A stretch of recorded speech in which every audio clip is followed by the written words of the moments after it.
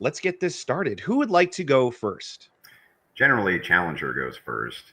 So, if Connor, if you want to open, um, that'd be fine with me. Sure. Give me 1 second. I think in Cool's DMs, I sent him a definition of Christian nationalism. So I'm just going to pull that up real quick, and I'll do that as a part of my opener. Okay. So, and sorry, are you guys ready for me to kick it off? Yeah, whenever you're ready. Okay. So the way that I'm defining Christian nationalism is that's the belief that Christians should form a people with unified principal interests who use the state to further promote their collective interest. I think that aligns with both the definition of Christianity, which I think involves a belief in the Trinity, that Christ is the Messiah come to earth, that he is an incarnation of God. I also think that strongly roots to the word nation, which is oftentimes synonymous with people. And so that's why I feel pretty strongly about my definition. No, I don't. I know there's very. Hang on 1 second, Connor. I don't ever interrupt on opening statements, but because you're actually giving a definition here, I want to make sure I get it right. Do you mind? Believe Christians are a uniform people, and they have a government which represents their collective interests. Is that correct? I don't think they're a uniform people. I'll read it again. Yeah. Slow for me. Sure. Christians should form a people with unified principles and interest who use the state to further promote said interest. Got it. Okay, I'm sorry. Go ahead, Matt. No problem. And so what I would say is that we see Christian nationalism in the right wing raising up. And I think that necessarily within that definition is a ideological supremacy. There's obviously better ideas than other ideas, but we have to argue about whether or not those ideas are true. So I had this conversation with Jim Bob the other day. We don't necessarily have to talk about the Trinity, but realistically, if we're basing a political ideology off of something, I think that the foundation of that ideology should probably be true, like factually true. So we can get into theology and all that kind of stuff. When it comes to the United States of America, I actually think that liberalism is a pretty successful project. I think we're the largest economy on the planet. I think we run a successful, hegemonic, capitalist, mixed economy capitalist empire.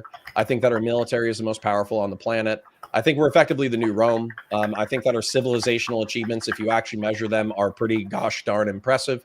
And I look at the Cold War, World War II, World War I, the 19th century with a lot of pride. And Thomas Jefferson, one of our founders who set up this entire libertarian project, he was pretty specific and intentional in forming the First Amendment, that he believed that Mohammedans, he believed that Muslims, and he believed that Jews could be tolerated under the system. And so I think American civic nationalism is superior to Christian nationalism. I think Christian nationalism is probably to some degree contrary to the American project. And I'll leave it there, and we can dig into it further later on. All right. Thank you very much for that opener, Connor. And so, Andrew, whenever you're ready, we can begin. Yeah, there's not a lot of meat on the bone here. So the belief that Christians, should form a people with unified interest to use the state to promote it. I would quibble a bit with the definition of should. I don't think that there's like an ought or you must. I do think that Christian nationalism does want to use the state to promote the interests of Christians. I think that that's correct. As far as political ideology being true or the Trinity, I don't know what that has to do with anything. The Constitution's not true, right? That's not unless you're kind of making the statement that the Constitution is true in the sense that the axioms that we came up with and the rights that we socially constructed are true because we follow them. If that's the case, then the Trinity would be just as true if we followed it or didn't follow it, right? So I'm not sure what we're using as a truth claim on that. As far as some of the other points, these are just kind of basic liberal points, Connor. You have the largest economy on the planet. That's true. But that's because it's a very resource-rich nation, which was only recently colonized in the last few hundred years. And it's a completely landlocked across the ocean. And so our enemies have no access to us. And in North America, we did fight some wars between us and South American nations. But again, we're highly resource rich. So that's the main reason that we're the largest economy on the planet, honestly. It's not because of any liberal fucking ideology. I would contend that if you had Nazis who took this whole place over and had access to all the resources, that would still probably be the largest economy on the planet. He says the military is most powerful. Well, it kind of should be, because again, we're landlocked and have access to a huge amount of resources. As far as achievements being impressive, I agree that the achievements of the United States have been very impressive. I'm just not so sure that that has anything to do with liberalism as to why they're so impressive. He says that Jefferson's necessary to the liberal project, and I mean, kind of, I guess. Who said that Mohammedans and Jewish people could be here. That's true, but he definitely did not prioritize them at all. Like, in no way, shape, or form did any of the deists prioritize Mohammedans or Jews. In fact, Jefferson ended up fighting a war with the Barbary states, and this did not end well for the Barbary states. And as you guys know, those were Muslims. So we can get into the Treaty of Tripoli and what the entailments were there if he wants to, but the entailment there for the Treaty of Tripoli was not secularism either. It was just a pragmatic compromise. And that's why later forms of this treaty don't actually have the secular standard of not Christian nation. So I don't really know what he's talking about there. Ultimately, I would just say this. The reason that this argument or this debate's happening at all has nothing really to do. It has to do with just one. It's like status quo versus non-status quo. Counterpoints is a status quo guy. I get that. I understand that. But kind of the problem is his form of liberalism is a liberalism which exists only now in the modernity, right? In modernity. Our founders did not have any of this intentioned at all. And where Counterpoints goes wrong is where most of these liberals go wrong. Universal suffrage completely destroyed any idea that this guy has of a liberal project or any sort of constrained project.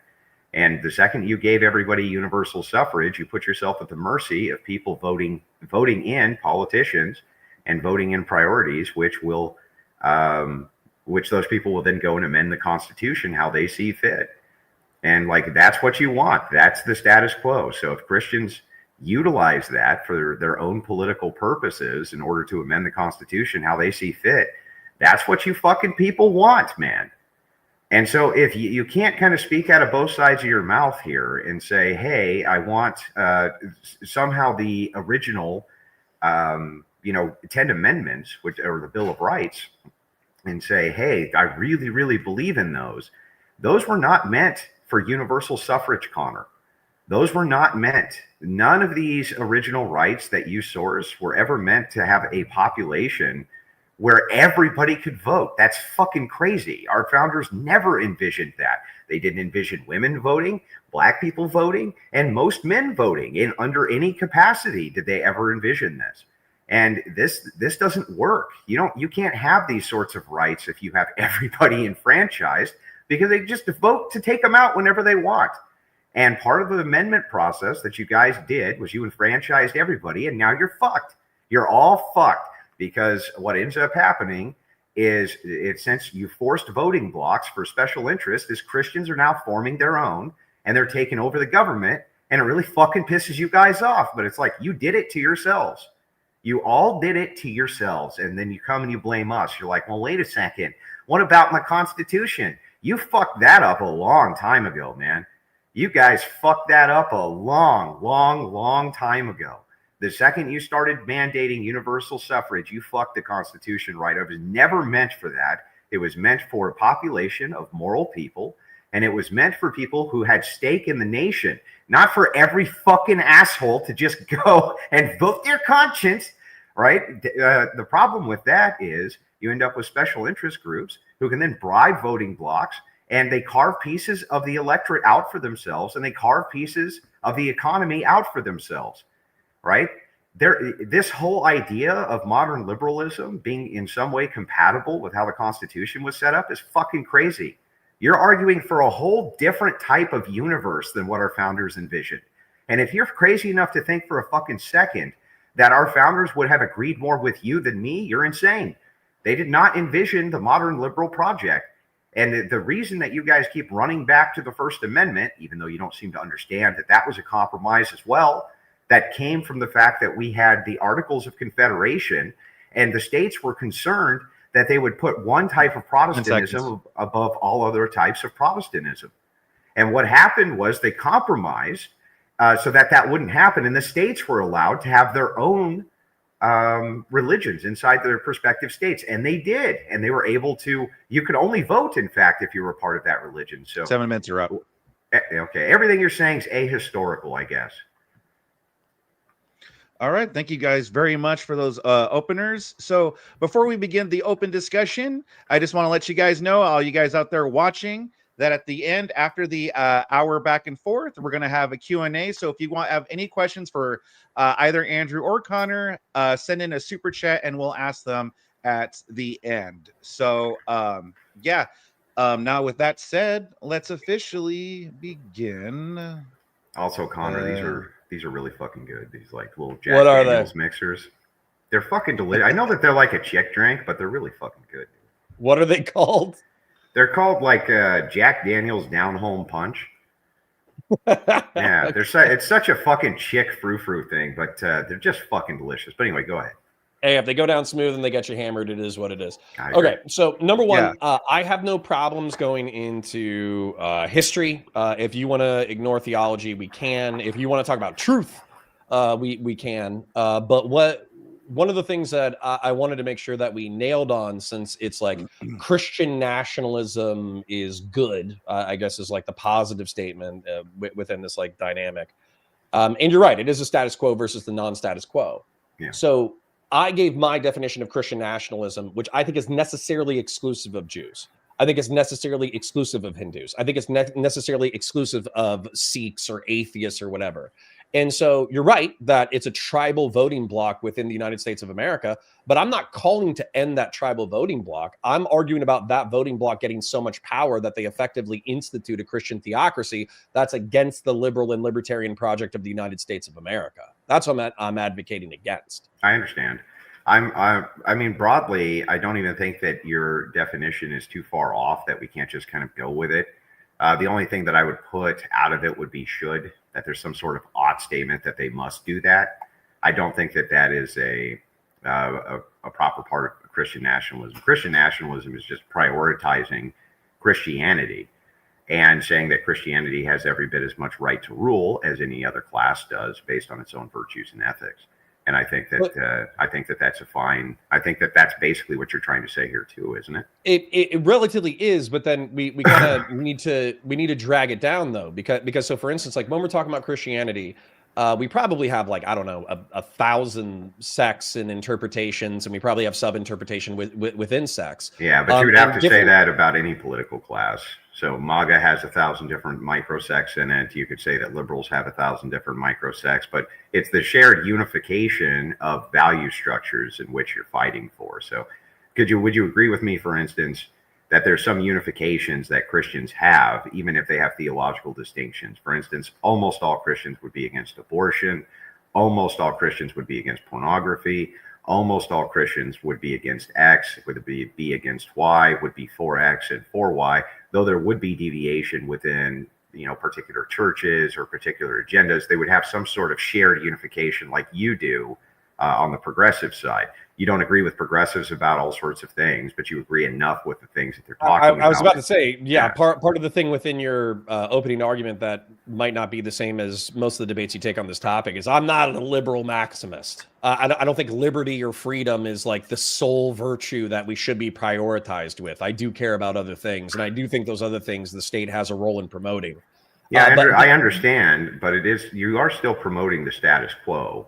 And that is correct. And but I wanted to ask you, so for instance, like abortion, Roe versus Wade was effectively legislated from the bench in like the 70s or something. And it was overturned from the bench. And it got overturned from the bench. Yeah. So that happened probably because a substantial amount of Christians, but also pro-life people in general, created a political coalition that got certain peoples in power that overturned it. Yeah. That all happened within the liberal framework. So my question is, because you kind of went on like, okay, yeah, there's going to be certain things that we all agree on, though, as Christians. Well, that's not Besides a liberal. abortion, Wait what a second. else do Christians believe needs to be instantiated in law? Well, like I would say anti-porn laws.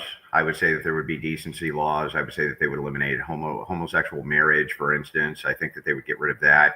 There's all sorts of microcosms we could go into for things that they would be unified for. But I don't even think that you would disagree with that, would you? There would be some things like so, for instance, like I'm a deist. I'm not a Christian, so I don't believe in Christ. I don't think he's the Messiah. I don't think that he's God instantiated, but I do think he's probably one of the most important prophets to ever walk the earth, with like moral teachings that every single human being should and could learn from. So when it comes to like prohibitions on homosexuality, we don't have to fall into that as like an argumentative trap, but like, I wouldn't give two fucks about civil unions between a homosexual monogamous couple. I wouldn't give two shits about that. I was on the wrong mic. Does that sound a lot better now? It does sound better. Yeah, it does. Yeah. Always for you, Mod, in the future, if it sounds like they're on the wrong mic, they probably fucking are. So all right, yeah, I'll keep that in mind. I don't necessarily know if we want to get into a debate about whether or not like homosexuality is natural, but it's just the point. Well, I don't think that really matters. The proposition, Well, the proposition here that matters ultimately is a political proposition. What we're arguing about here is political paradigms. The political paradigm of the status quo versus the political paradigm of Christian nationalism, and what Christian nationalism is and wants for the country, and if that's good. The thing is that whether or not it's true has no bearing really on anything ultimately, because whether or not there's any truth in the Constitution and the rights which you're given has no bearing. They're axiomatically correct to the people who hold them, and that's that. So we can see this, for instance, when we have the Declaration of Independence, we see these axioms come out, and what do they base the axioms on? God, right? These are axiomatic rights which are given to you. We believe that these are based on God. So without God, this God character, there is no axiom from which to ground rights. So we have to agree that that's a starting position. So if go ahead. Real quick though, I don't. Yeah, let me hit that real quick. So I agree that rights are pretty much only as good as you can enforce them, right? Mm-hmm. So freedom of conscience, freedom of speech, right to self-defense, limited government, and a constitution. That doesn't mean shit if you live in an authoritarian society. So it's only as true as we believe them to be true. However, I would say that we can observe the way that authoritarian societies operate. We can observe the way in which they operate fine. Societies operate. They operate fine. We can make a moral judgment on which one we prefer. Yeah, I agree. I agree that you can make judgments based around preferences for societies you wish to live in. I'm not really so sure that this is not that the progressive status quo isn't particularly authoritarian. I think it is. And I think we just have to look back to COVID to note, if you're thinking about a fascist dystopia, what are the things you think of? They can come in and shut your business down whenever they want to. They can make you wear state mandated clothing, right? Which they did, called masks. They can make you have travel papers so that you can go to and from work, which they did, called COVID passports. And they can mandate things which you do with your body from external uses, like they did with vaccines. They can also shut down your church whenever they want for the interest of the public good. And the thing is like, that sounds way more like a fascist dystopia than fucking anything I've heard Christian nationalists propose, to be perfectly frank with you. On top of that, Connor, let's point this out. That's the fascist dystopia. Okay. We lived in it, and it was all promoted by the status quo leftists. And the thing that's really funny about this is like, what is it that Christian nationalists are really proposing that you're even against? The truth is that you guys wanted universal suffrage. The progressives wanted it in the worst way, and they've been fighting for it, and they're still fighting right this second and under the status quo to expand it. I've heard it, even like 16-year-olds should be able to vote. That's a real thing. You see it in Western Europe already. It was passed in a couple of countries there, and that's coming here too. They want to expand it to people who have been disenfranchised because there were felons and all sorts of things, which should prohibit them from voting. If you give a stake to every human being, Connor, right, then what's going to end up happening is they're going to be able to vote out and vote in rights, meaning things that they prefer whenever they feel like it. Well, if your largest fucking voting bloc is Christians, which it is, then you're at the mercy of the thing you did, dude. You're at the mercy of that. Yeah, but of course, I've never been an advocate for direct democracy. That's we're realistically. I'm gonna Oh, work that's in not the reverse status order. quo then. You gave me a lot, so I want to give some of it back. Okay, Yeah, sure. so I'm going to work in reverse order. Okay, in my ideal world of worlds, I would actually make everybody take a citizenship test. I think you should have to pass that in order to Starship vote. Troopers, Connor. Yeah, yes, Yeah, unironically. okay. And if I could Was snap that my a fingers, fascist government though, Connor? actually, technically, no. Yes, it So was. But anyway, go nope, ahead. not. Are we talking about book or movie, man? Because if you want to talk about fascism, number one, I know Gentile pretty the whole good. Number book was a two, I critique know on Starship fascism. Troopers pretty good. Yeah, the whole So critique was a critique on fascism. It just ended up sounding so cool yeah, when but it was Verhoeven done. doesn't know what Paul Verhoeven, the director of the movie, he doesn't know what fascism is. So Yeah, but in like the books, it also looked very appealing, honestly. well, yeah, but the books were effectively, I hate to say this, but it was a minarchist society. The private society was like libertarian with a tax rate, and you could do whatever you want within the private society. But then the volunteer society was militarist, where you had to do a certain amount of service in order to gain the franchise. And those were the ones who could vote. Right. Listen, man, like I know that compared to the Wignats, Chris Nats, dissident right-wing people, and Trump people, I'm to the left of you guys, but I'm telling you, I don't claim conservative arbitrarily. I don't claim conservatarian. I understand. I guess getting to the meat of it, though, I'm not making the claim that you're some big leftist. I'm just saying, what is the actual proposition here that we're quibbling over for Christian nationalism? If it's the case that we're enfranchised because progressives made us enfranchised, and we can vote in or out whatever the fuck we want. You asked me a question to that point that I want to answer. So you said, what are Christian nationalists advocating for that's more authoritarian than what people did during COVID? And to give you a full answer on that, COVID was largely a temporary measure. We don't have to wear the state mandated clothing anymore. We don't have to present our vaccine passports. We don't have to, we don't have limited travel when it comes to travel. All of that stuff was temporary. And by the way, 1.1 million excess deaths did occur between 21 and 22. We don't have to get into the details, but if that's a fatality rate effectively of like 0.3% of the United States population, even with all the restrictions. If we had the fatality of, let's say, Ebola, then I'm pretty sure that we would be having an entirely different conversation where we might even argue that those steps weren't far enough if it was similarly violent to Ebola. So for me, like measures from the government during an emergency are not necessarily fascist. Yeah, but do you see how that makes my point for me? That the point is that based around joint preference, we can easily restrict behaviors in society that we don't find preferable. Because society, authoritarian societies, because society suffers because of it. And so that's just true of society in general. Well, the thing is, though, Connor, is that if that's the case when it comes to universal suffrage and that's a demand which is made, you can't then get upset because one of the voting blocks happens to be the largest is fucking Christian and they're going to push their agenda through. You fuckers did it to yourselves. So I don't know how you reconcile that position.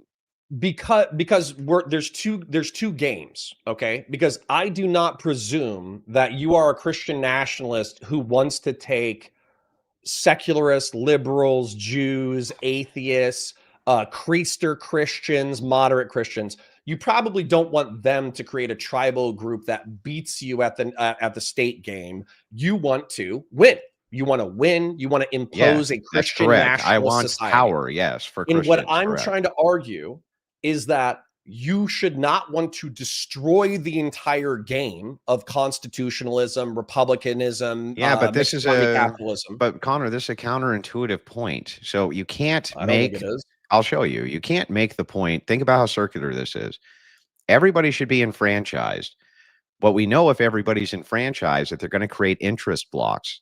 When they create interest blocks, the only way that you can actually have power is through joint interest blocks. You yourself as a voter have no fucking power at all. You as a collective voter have a lot of fucking power. Okay. Right. Hang on a second. Let me just finish the circularity of the argument. If that's the case, when you say, well, Christians are forming this fucking block in order to maintain power before somebody fucking else forms a block and maintains power, then I don't know what you're arguing. Of course, we're going to do that. If we don't do that, Connor, then fucking Marxists will do it. Leftists will do it. People like this will do it. And they don't have our best fucking interest in mind, dude. So what choice do we have but to form a block and pass our agenda now when we fucking can do it? What choice? Okay. So what I would say is, I also hate leftists and probably hate them for the same reason. I also hate fascists. I also hate them for the same reason. And when it comes to Christian nationalists, if you're just talking about a political alignment of people of shared values who advocate within the republic for their own legislation, that's all we've ever been doing for 250 years. No, it's that's more. All we've been doing for 250 You're missing years. a point. You're missing yes, a critical point. No, I'm not missing the point. And by the way, I'm sorry, you just keep interrupting me, so I want to continue for a little bit. All right, go ahead. Okay. You're saying that, oh, well, we create special interest groups that then advocate for policy. That's just been true. That's just been fucking true. Well, it hasn't been true. How is this any different? It wasn't true in the 19th century or the early 20th century or the middle 20th century or the late 20th century. It wasn't true the two-party system is an emergence which happened from universal suffrage. There was no two-party system before that. Okay, that's an emergent property of universal suffrage. Because why? The two parties are made up of a series of special interest groups who have aligned into the two-party system. But let me explain why that is the case. It's the case because of a consolidation of power. The idea here is, if we're going to have voting blocks, then we want to have power, right? And the only way to have power is in numbers. So if you have one that's adverse to the other, we have a block that's large enough that we can actually maintain some sort of power. The problem that comes in here is, if Christians don't have authority and power, and they're able to maintain authority and power by changing the Constitution to suit them so that they're not out of power, then Marxists and others will come in, and when they have power, change the rules so that they never lose it. So the question here is, we're all running for the finish line here. The question is, who gets there first? Is it going to be? Hang on, is it going to be Christians? All of the groups that you're talking about by a factor of 10. I don't think that that's correct. And let me give you a demonstration for why I don't think that that's correct. I think that what you see coalitions now forming based around the idea of not just ethnos. Now, you remember when ethnos was the thing that coalitions were trying to kind of bring up. Now, the reason that was a terrible plan is because if you just base it on ethnos, you don't have the numbers inside the United States, and you haven't for a long time. Maybe you could have pulled that off, when it was 95% white, 70 years ago, 80 years ago, something like that. But that's no longer the case. Whites are 60%, and white women vote against white men anyway, unless they're married.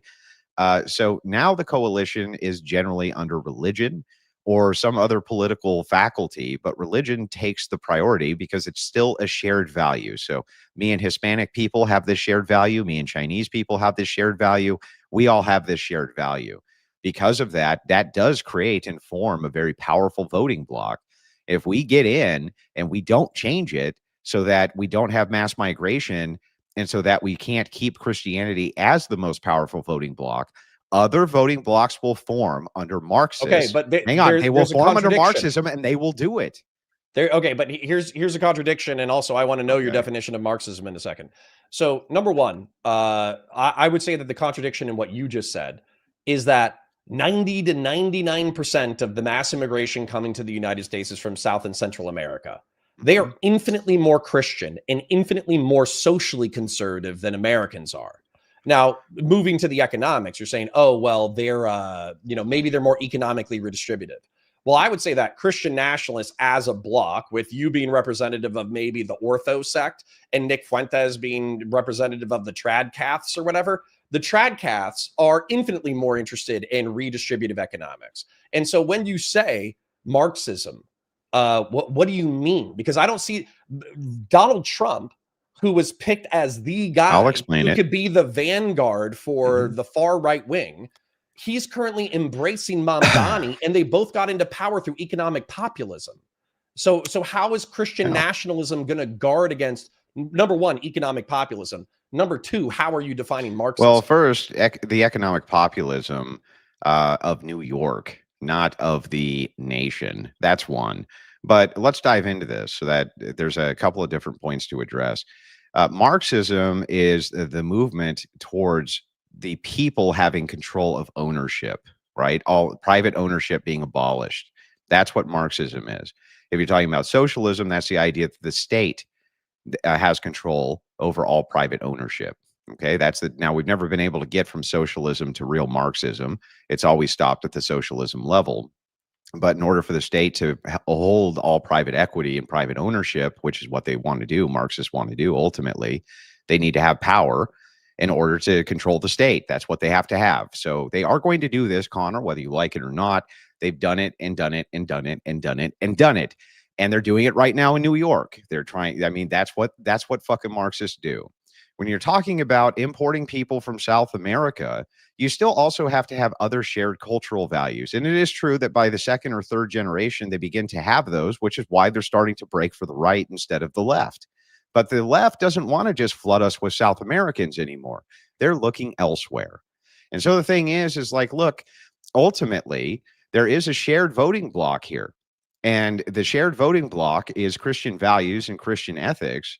And if it's the case that we can control power so that we can keep other people out, and our voting bloc is assured to be in the power position for the social order of society, that's good, because otherwise some fucking buddy else will. Now, even if you disagree with me on mass migration, or you disagree with me on immigration policy, or you disagree with me on economics or things like that, you're not going to be able to disagree with me on power distribution. Marxists fucking want it. I don't. Yeah, Marxists hang on, man. Marxists want it, progressives want it, leftists want it. They all want it. And by the way, when they fucking get it, they're going to try to maintain it. And if that means that they got to change laws to do it, they'll fucking do that too. So it's a race to the finish line. And man, I really want us to fucking win. Okay. I appreciate what you said. But what I would say is liberals and libertarians and Republicans, by the way, people who believe in a republic, people who believe in the Constitution, don't have a republic, and ordered law and ordered there is liberty. no republic. I just listened for a few minutes, so I'd like an opportunity to speak, go ahead. please. Yeah, that's fair. So people who actually believe in the Republic of the United States, for which it stands, and all the shit that we get taught as children, they want to perpetuate the game as we currently have it, which means keeping the First Amendment, which is freedom of conscience, freedom of speech, the Second Amendment, which is the right to keep and bear arms up to and including against a tyrannical government. It's shit like the Fourth, Fifth, and Eighth Amendment and the 14th Amendment, which are basically due process laws. And so they want to keep all of that shit. So when you're talking about, and I would say a majority of the population, you have to bear in mind a third of the population votes left, a third of the population votes right, and a third of the country doesn't vote at all. And also, even within the Christian bloc, which you keep mentioning is the largest demographic within the United States, let's be real, 30 to 35% of the country is secular or atheist, meaning that they actually don't believe in God at all. And then the 70% of the Christians, probably, let's say half of them to probably 80% of them are Creaster Christians. And what I mean by that is they don't take their faith seriously. They don't think about God. They don't think about Jesus. They don't think about heaven. They don't think about divinity. They just go on Easter and Christmas. And so what I'm saying is I have no resentments towards you trying to build a Christian political advocacy bloc. What I'm saying is that civic nationalism covers all of those people. And civic nationalism only involves the proposition that you believe in the Constitution of the United States. It's a far lower bar to entry. Yeah. So again, these things are contradictory in their own right. First, we don't have I'll tell you. First, we don't have a republic. A republic, if you have everybody enfranchised, that's no longer a republic. Okay, we vote for representatives. Yeah, but we never were supposed to. No. Hold on. We never were supposed to. Ever. Excuse me, but black men getting the vote, I'm just going to see as a moral good. Women getting the vote, we could argue about. I don't really care. But the point is that, like, we still choose representatives. The average citizen does not write legislation. And were we supposed to ever select representatives, Connor? Yeah. No. Wait. No. We started as a representative republic. What the fuck are you talking about? Listen to me. Maybe you just have no idea. How do you think the president used to get elected? Do you think that the people got to vote on him? No. Exactly. No. Right. Who people was he didn't get to vote. By? The people didn't get to vote on anything except their state reps. The state reps were the ones who then sent the federal reps up. And only certain people inside of the states were able to vote at all. And most of the requirements were that they were Christians, because what? You had to be of good moral standing. They didn't want I don't think you people. contradicted me at all. Hang on. They didn't want people who were in bad moral standing. The second So you I'm sorry, claim, who picked the bro, president in the 19th I didn't century and interrupt the you. I 18th let you century? go. Can I finish? Absolutely. So the thing is, man, is that the big problem that you have, the contradictory nature of what it is that you're stating, is you start first with a presupposition, which is false, that we still have a republic. We don't. We now are moving towards direct democracy.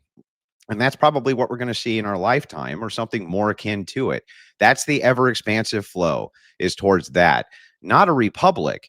When you're talking about checks and balances and things like this has been out the door for a long time, because now the public can vote directly on issues. And so they can be bribed. The whole system's fucking done. The republic has already fallen. That's not even here anymore. The original statement of our founders for what a republic was, which was based on a compromise, due to the fact we had the Articles of Confederation, and that was a fucking mess. It was a mess. We couldn't govern anything. Okay, the republic is dead. I don't know where you've been. Now it's a Zerg rush to power based on the enfranchisement of people, and now that people have realized that you can collectivize through enfranchisement to seize power, it's a matter of who gets there first and who's willing to change the laws when they are there, Connor. And the thing is that if we don't do it, they're going to fucking do it to us. So I don't even understand the proposition that you're giving here. You already know that that's true. You know, if Christians don't rush to do it, others will. And by the way, when you talk about secularists here, a lot of secularists are voting the way that Christians vote now, because they're sick of social morbid degeneracy and still see Christian ethics as being superior to the alternative of progressive degeneracy. So again and again and again, telling me that we can't have a voting bloc when we've already had tons of successful elections based on the emergent political party of Christian nationalism or Christian populism, I don't know what the fuck you're talking about, because we seem like we're kicking the shit out of everybody, Connor. Okay. I'm going to try to be very specific, because I'm not sure if you heard me before, so I'm going to say it again. I don't care that Christian conservatives with aligned values vote in their conscience. I don't give two shits about that. What about them changing and stuff? I actually wouldn't even care, real quick. Yeah. I wouldn't even care if they got a healthy chunk of what they wanted. I'm a dude. I don't need an abortion. Okay. I'm not black. Maybe, whatever you want to do with black folk. Not you, but Nick or whatever, right? Like, I don't, this isn't skin off of my ass. What I'm saying is that the liberal, libertarian, Republican project that the United States is not dead. And I don't concede that. And I don't agree with you. We vote for representatives. There is not a single person in the state of Florida who has ever crafted a piece of legislation that has gone through either house of Congress. It hasn't happened, except for the elected representatives. No, that's not true. Wrong. The only thing that we vote on, the only thing that we voted on in the state of Florida is we voted on state level memorandums that had to reach a certain threshold to even be considered by the state. I'm sorry, what piece of federal legislation have I been capable of voting on in the past? Well, no, it's years? not. It's not the capability of voting, but drafting. Well, then it's not direct democracy. What the fuck are you talking about? Private citizens are actually the ones who draft almost all federal legislation, who are part of think tanks. Those think tanks then bribe the electorate, and they pass through NGOs to the representatives things in which to vote on.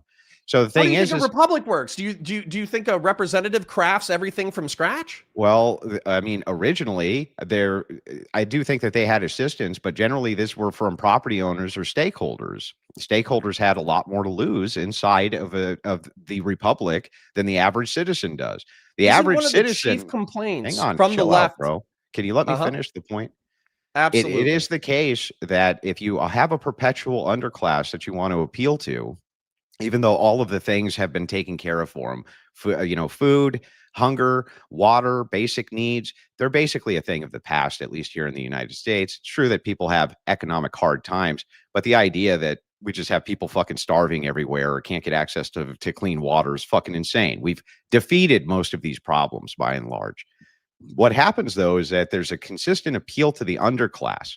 As people get richer, the people on the bottom end of the get rich, they're appealed to by another form of the electorate to say, hey, these guys over here are really fucking you. So you need to form a bloc so that you can pull their resources down. Now, that was never the intention of the republic. Now the electorate can be bribed. And because the electorate can be bribed and they can vote their own bribe money to themselves, Okay. The republic is fallen. It is fucked. It is crushed. There is no safeguard from this. None. And so now it's just a rush to power, bro. That's it. I mean, I think you're just describing societies, but that's not anyways, how societies are supposed to work. You're not supposed to be able to form a voting block to vote yourself other people's money. That's fucking crazy. So you think in medieval Europe, you've appealed to history and you've said that my analysis is ahistorical, which I don't agree with. But you think that in medieval history, it wasn't like interest blocks, forming power blocks that then advocated to the top level in order to get to the. You don't think feudal lords were who made power, like power plays in medieval Europe? Well, that's a different proposition. What the fuck are you talking about? But let me explain. In the feudal system, and you can find this in both Japan and Europe because they followed a similar type of feudalism. It wasn't quite a caste system, but it was a nobility class versus a non-nobility class. The nobles had all the stake. Knights held the land, or samurais held the land. The knights of, Japan, they were reporting to daimyos, who were family leaders. Okay, in this case, they were reporting to either jarls or viscounts or whatever, depending on where you were in Europe. They were the ones who were collecting the duties on the land, and that would get sent over to the king or to a prince or to some other middle manager all the way up. The truth is that only those people were allowed to have a say because they were the only people who had a stake. The peasants were living at their behest. You did not refute that there were power blocks. All you did was describe them. That's the peasants couldn't vote themselves the knight's money, dude. Yeah, but the peasants had to remain industrious in order for their lords to have the ties and the men at arms and the knights and all that kind of stuff in order to be politically relevant. You're basically acting like politics was invented in the 20th century. No, I'm just telling. I'm trying to explain to you how power blocks. You don't need to explain it. I understand a lot of things. I get it. I'm being polite because I like it when you yap. But enfranchisement, you didn't need to explain those things. Yeah, but Connor, I think I do, because when you're talking about enfranchising a peasant class, would medieval Europe have worked if peasants could vote themselves the fucking knight's land? Probably not. No, and this fucking republic isn't going to work because that's what they're doing. Okay, hold on. Number one. Okay, I don't agree with you descriptively at all, so I'll just go into that. So the chief complaint from the left, by the way, not necessarily me, is that the current legislative system is captured by billionaires, energy companies, military-industrial complex folks, tech bros, and that they're the ones that are crafting the legislation via think tanks that then go in front of legislators to be rubber stamped and issued into Congress. That is the technocratic elite. Those are the people who make hundreds of thousands or millions of dollars. If you're saying that the American Republic has fallen because we're letting the swarthy plebeian masses make their voices known too hard, the complaint is the opposite, that we're almost being exclusively run by elites. No, what's going on is that those think tanks and those NGOs and those technocrats and those billionaires, what they do is they craft mass propaganda campaigns in order to get carefully selected politicians who are in their pocket elected by bribing certain parts of the electorate. This is why you see the propaganda coming out of the think tanks on the left for things like DEI, for things like reparations, for things like this. These are all bribes to the electorate in order to get specific politicians to get elected, who will then pass whatever their non-governmental organization, NGO, or think tank has set up for us. This only that in developed countries, Americans are uniquely bad at bribing the peasant class, right? No, they're really good at it, actually. That's one of the big falsehoods. That's one of the big falsehoods of the left. These last riots, for instance, that happened in California, the No King's Day was not organic at all. It was grafted by 500 to 1,000 specific NGOs, and I read a list of them. And what they did was they began paying the peasant class to show up to these things, which they often do. And they were trying to propagandize portions of the electorate against Donald Trump because he's some type of thorn against their agenda. So they were saying he's a fascist, he's a this, he's a that. It's crazy. How is that, real quick, how is that different from what you or I do? What do you mean? Because I wake up every single day, I go onto a live stream, I have a certain ideological set, and I get financially rewarded as an ideological set by my chat. And as a result, I advocate for a certain set of beliefs that I'm trying to convince a maximum amount of people to believe in. So how are these people, because you're using scary words like NGO and propaganda. So your goal is to use the electorate for power. How are they different than you me? Well, first of all, I'm not I guess both of us would be non-governmental organizations, but we're not think tanks. The thing is, though, is that what all you're I'm a doing, tank and I like to think. yeah, all but you're yeah, doing sure. is affirming my point. The idea here is that we're trying to mobilize the electorate to put them in position, or put people in positions of power who reflect our belief structures on the country, knowing that if we don't get our people there, somebody else is going to get their people there. Okay, but hold on, real quick, right here. I think this is the argument right here. Okay. Okay. Donald Trump did specific things that are contrary to the Republic of the United States. And what I would cite specifically is the fake elector scheme by John Eastman, where he tried to say that the vice president's role is not ceremonial, and that because there's alleged fraud in XYZ ABC states, then Mike Pence can declare that because of this fraud, these ballots are cast out. Therefore, Donald Trump is the president. So then they had like another backup plan. Then they had a backup plan to the backup plan. Then they had the protest. I'm just going to grant all of it's true. So what? Okay.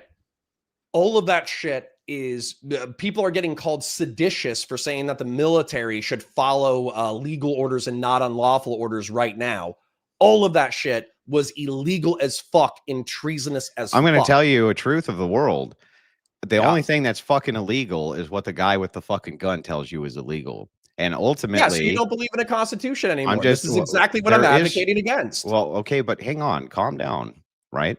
The truth is that even if I granted all of this, if it is the case that power is seized in this nation by Marxists at the barrel of the gun, or it's seized by somebody else at the barrel of the gun, the truth of the matter is that that's how power works. Now, do I agree? There's not enough Marxists to seize the power of the United States. You know what? I'm going to tell you. Overthrow the Republic. Yeah, well, you know what? That's exactly what the fucking czar thought too, because they thought they were all fucking nerd buckets. They thought all the Leninists were a bunch of fucking dorks and nerd buckets, and the White Russians had all the power, and they were the Omega Chads, and they never saw it coming. When they fucking got overthrown, his whole family got drug out and shot in the fucking head. Nobody saw it coming. Connor, none of them saw it coming. All saw it coming for a prolonged period. I don't think that's accurate. You're late wrong. Russian You need history. to look at what happened with the White Russians and the White Russian Party. They thought they were fucking dorks. They thought they were nerds. They didn't expect it. They didn't expect it at all. And then suddenly there was a clique through. Talking about like chill out, Connor. Let me finish my point. Let me finish. Let me finish my point. The rest of Europe. Connor, just let me finish my point. They seized power from the rightful power that was there, the czar. They did it. A bunch of fucking dorks. Okay. A bunch of Weasley dorks. If you need to seize power first, then why isn't January 6th super fucking based? Is it not based because what do you mean? What does that have to do with anything that we're talking about? Because you're. I'm talking about the mechanisms of power in a philosophical way, not the event itself. It doesn't matter. It's irrelevant. I'm talking about power. Okay, hold on.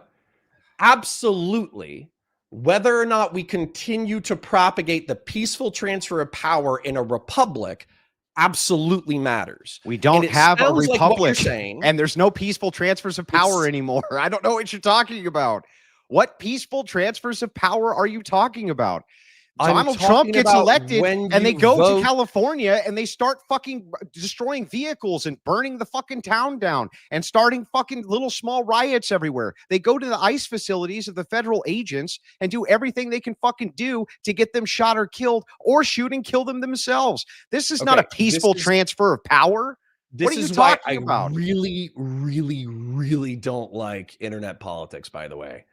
If you look at any time throughout history, you could pick any time in the 19th century, this is more peaceful than the 19th century. You could pick any time in the 20th century, the current era is more peaceful than that time. You could look at a whole host of political intrigues that are infinitely more fucked up, except for Donald Trump. Well, then can you tell me why it is that Destiny's running around saying that there has been more protest under this president than any other president in U.S. history? Protests aren't violence. What the fuck yeah, they do lead to violence. These ones have nonstop. What are you talking about? I'm talking about the fact that the homicide rate has been cut in half since 1992, and half of you fucks aren't even aware of that. Do you remember what happened with the BLM riots? Do you remember what happened with the unrest going on? Of damage. Yeah, sure. Yeah. And then by the way, smoked 3 dudes and everybody got bored. What the fuck are you talking about? Again and again, when you're saying that there are now peaceful transfers of power, here's what's happening is mass polarization. The left is The not 60s ever. and 70s were The infinitely more left statistically is violent not than this right now, okay. by the Yeah, way. the thing is, that's really funny, Connor, is that the left right now is never going to accept a right wing politician, and the right wing is not ever going to accept a left wing politician. That's where we're at. We don't How much do you accept want to them. bet? And so we don't accept their authority. We don't like their authority. We resist their authority. That's what's been going Do on you for the wanna last do you 20 wanna years. bet $50? I On could do like what? 50 or 20 On what? on whether or not the left wing broadly or the right wing broadly will accept a president of the United States from the opposite party. They don't see his authority as being something that needs to be followed. They see it as authority which needs to be resisted. At every level, they see it as authority which needs to be resisted, Connor. They see it from, I mean, you can go to If they're TikTok doing and listen so to these people. legally and via the courts, that's not a problem. That's Yeah, the way our Connor, political it system is a works. fucking problem. Yes, it is. Because once people decide that there's a whole voting cast of or group of people who put others in authority and their authority is not recognized, we've got a big fucking problem. And their authority is not being recognized. Okay, 6 Democrats said Mhm. the other day that if the president disobeys the law and orders them to do something unlawful, then it is their job to refuse the order. This has been labeled largely on social media as a seditious action. Have we seen the United States military rise up and seize Washington, D.C.? Have we seen a rebellion that's deposed Donald Trump? Or What is does that have to everybody, do with what I'm relatively saying? speaking, following his orders as long as they think they're approximately legal? Yeah, well, I'm talking about erosion, right? You're talking about a specific event. The thing is that the erosion is happening because neither side concede the authority of the other side. In other words, Donald Trump's not my president is what you'll hear from a leftist a lot more than he is my president. They'll agree that he was elected. They won't agree that his authority is something that they need to actually adhere to. And the problem is that this To the is point of illegality or to the can you point of chill out? protest? Not just to the point of protest. These people will go in, agitate, burn things, destroy things, and then have bail funds ready for themselves and And have haven't they powers. been They incarcerated? have powers and mechanisms in place and they're going to expand this. This is not contracting. This guy's going to be there for many more years, and the polarization is going to continue. So what happens right now is here's what every side sees from the bird's eye view, right? It's a rush to who gets power and who gets to fucking change the laws to stay in power. That's what every Okay, side. Hang on, Connor. this is Just this let is me like finish, ignorance of bro. what's Let me actually finish, happening, bro. though. Okay, no, it is what's happening. You're just fucking No, blind. it's not. I'll be happy to Okay. describe it whenever you're All done. right, go ahead, Connor. Tell me what's really happening.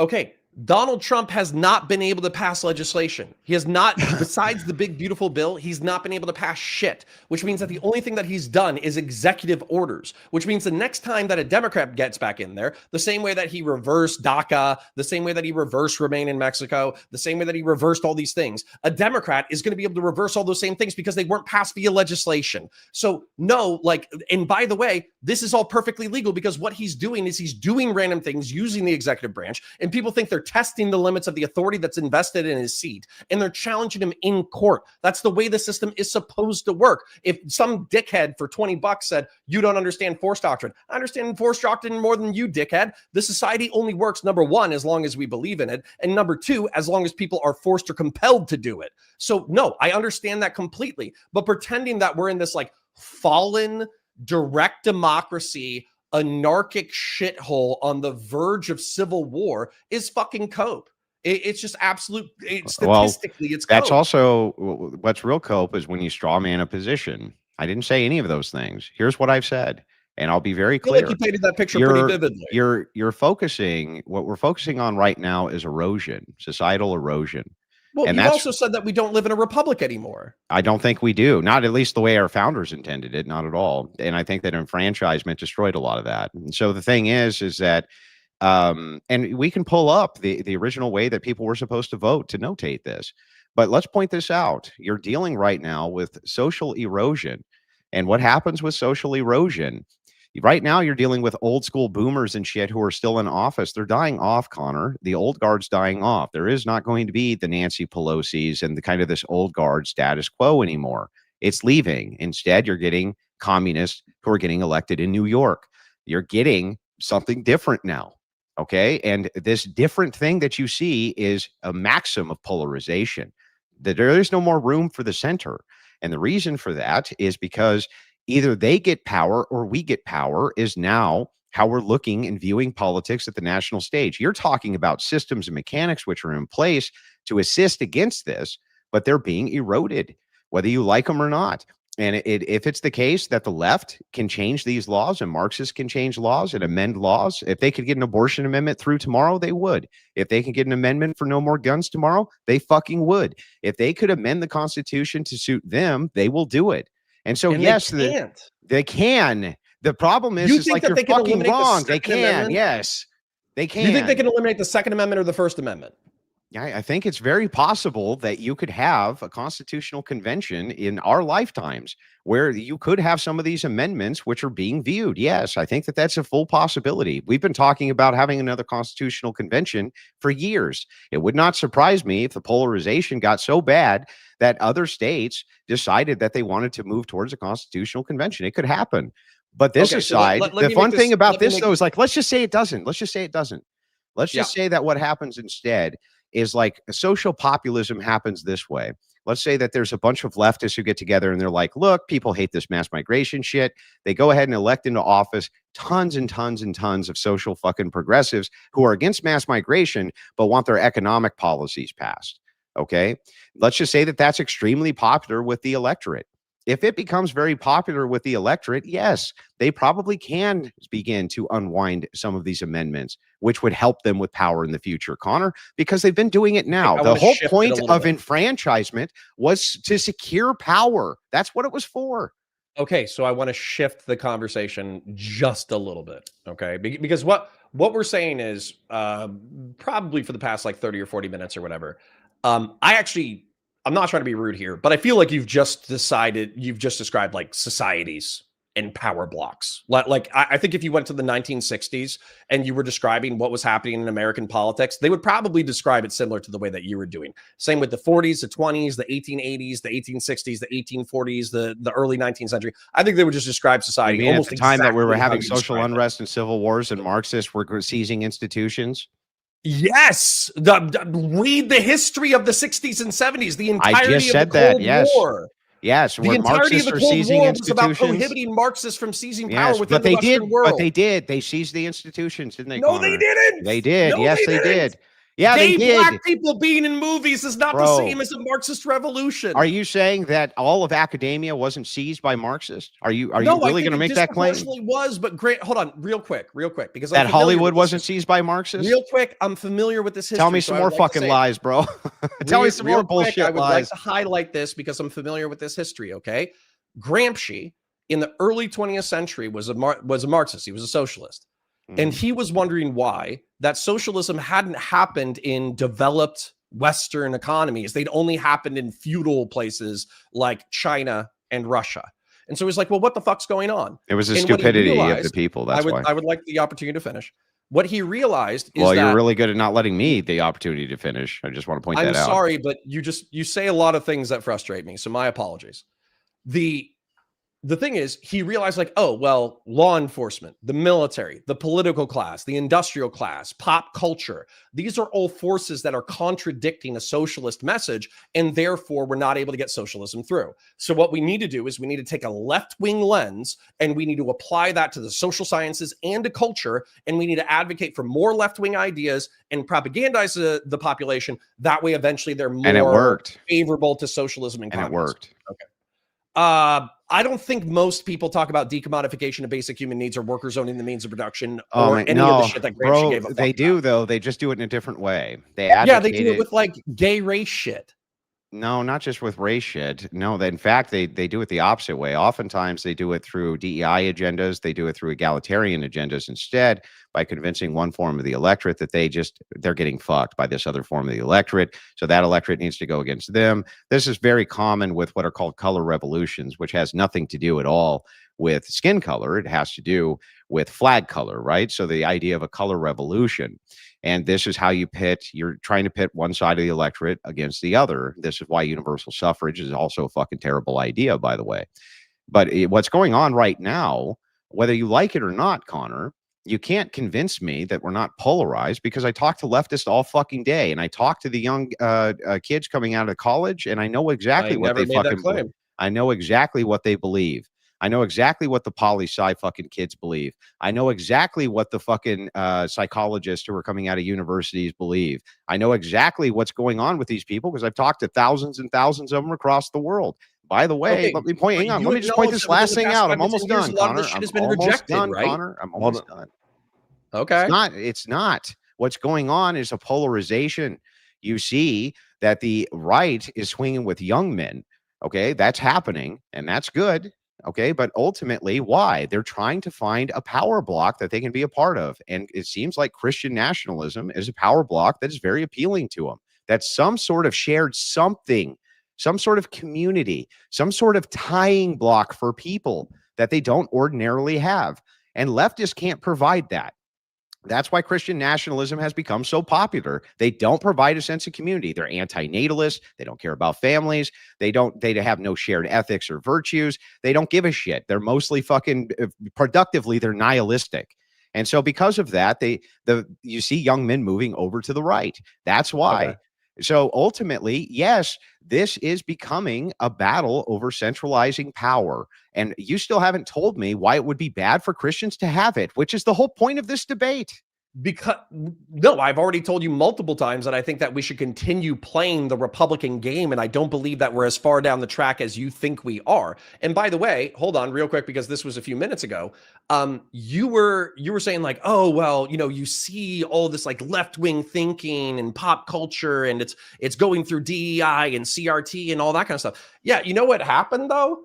Is because we're largely in a free society in which you're able to express yourself. There was like a draconian 1984-ish social media attempt. Hold on, I'm not done yet. I listened to you for several minutes. I would like the opportunity to finish my ideas as well. Yeah, go ahead. So there was an attempt in the late 2010s to kind of force feed people this progressive bullshit. And what's happened is it's been so thrown up. It's been so rejected by the popular consensus that Donald Trump won twice. And the broad consensus on the left is that like, oh shit, we have pissed off so many people that we are the least popular we've ever been, despite the fact that Donald Trump is one of the most dumbass, incompetent, bumbling presidents in American history. So no, there isn't like this primed Marxist revolution that's on the verge of taking over. It's been solidly kicked in the dick. This is complete revisionism. Here's what was actually happening. I'll tell you exactly. You think the left is as relevant now am I going to be able to respond? Hold on, Connor. Hold on, Connor. Let Andrew talk. Is that okay with you now? The thing is it is revisionism. Sure. Here's what the left was actually doing. What they were actually doing is anybody who had any good ideas on the right, they were shutting them up and removing them from fucking any public platform, period. That's what they were doing. And we find out that they were co-opting these other public platforms. They were sending goons over to threaten them if they didn't fucking do it for them. That includes on Facebook. That includes on YouTube. That includes across the fucking board. And so what happened? One of these guys, right? Elon Musk bought a fucking tech platform. And when he did, he opened it up so that all ideas can come in. And what happened? The left's ideas is they're getting fucking shit on. They're getting their asses kicked. They're getting their asses handed to them. But what happened as a system of this is that these right-wingers went and they started building their own systems, which what the left said, make your own fucking platforms. They tried to shut those down too. Okay.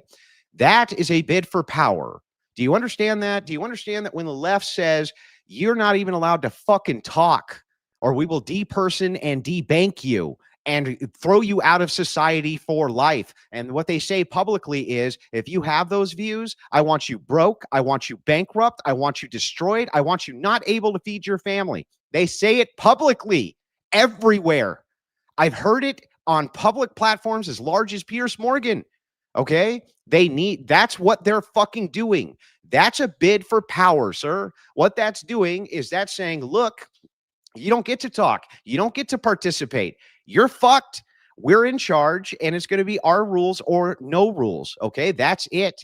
And they were co-opting that for 20 fucking years. Now the right wing is moving back in, and everybody's in a fucking panic. The status quo people are in a panic. Oh, I'm sorry. Are we winning elections again? Are we kicking the shit out of you again? The thing is, though, is that it seems like our ideas are winning in these arenas. So how long before they start the fucking mass deplatformings again? It ain't going to be long. How long before they start depersoning the right? Not long. How long before they start shooting our fucking commentators? Well, that didn't take very long either.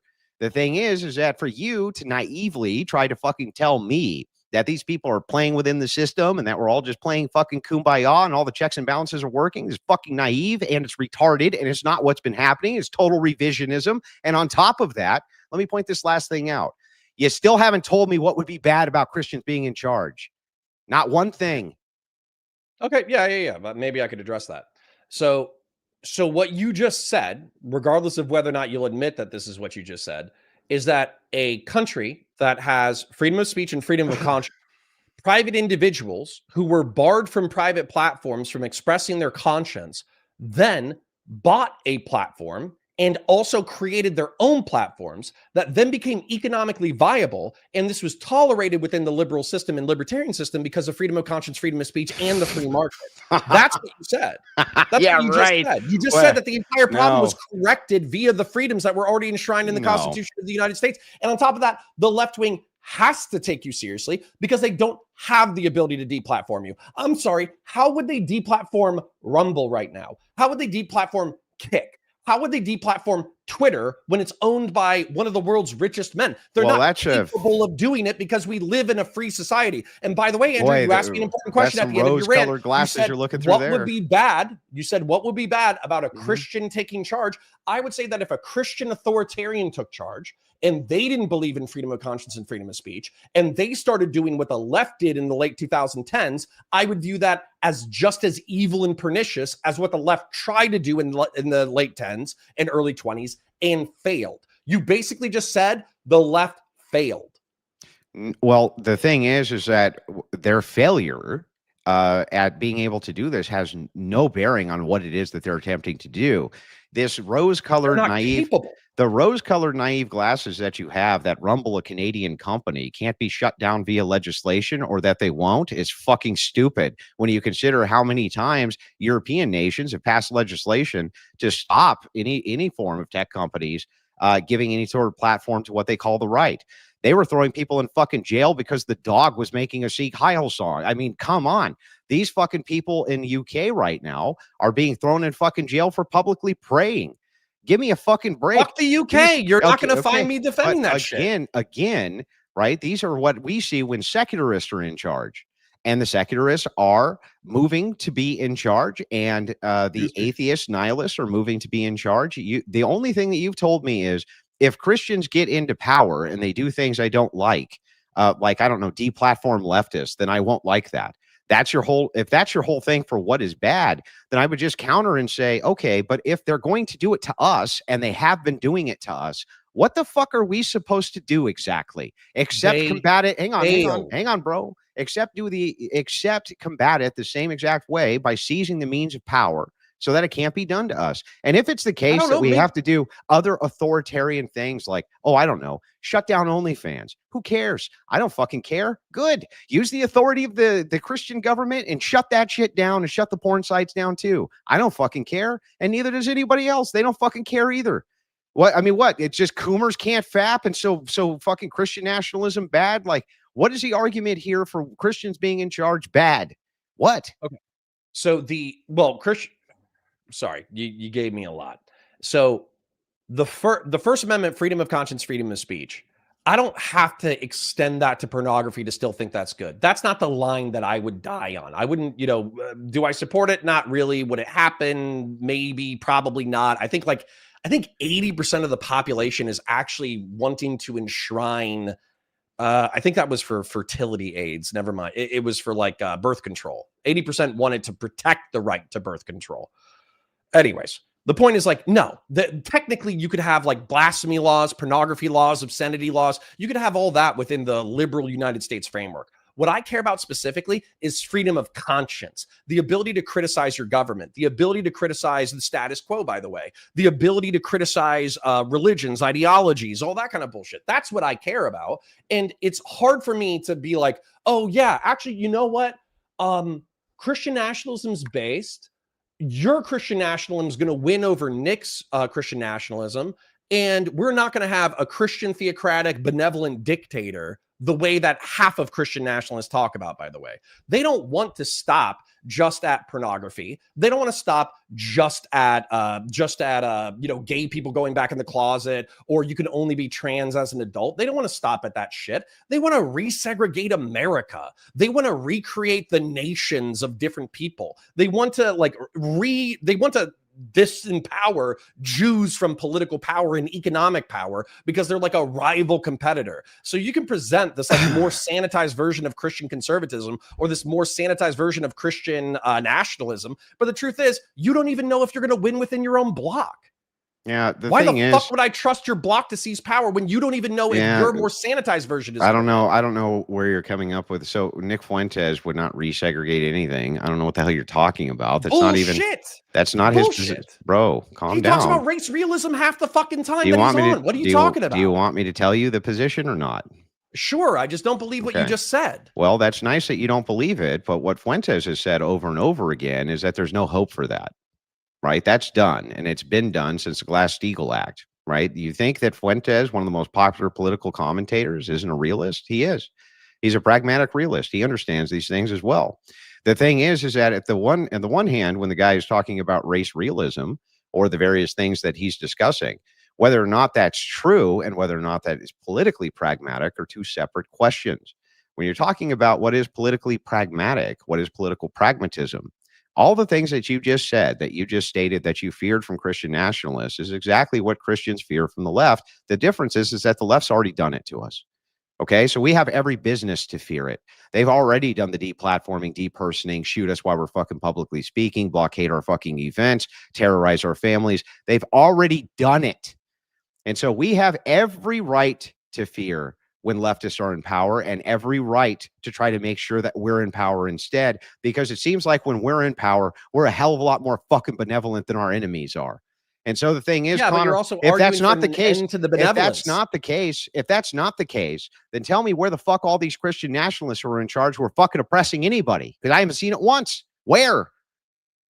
Hold on. So you want, number one, I would cite Fuentes. I don't think like a Christian nationalist has gotten into the Trump administration to the point that they've been able to advocate for anything. And like the strongest, nowhere. So you have the strongest. Okay. But that doesn't mean shit to me. But you can definitely look at our opposition. Why would I let you do it? You've seen what our opposition has done to us.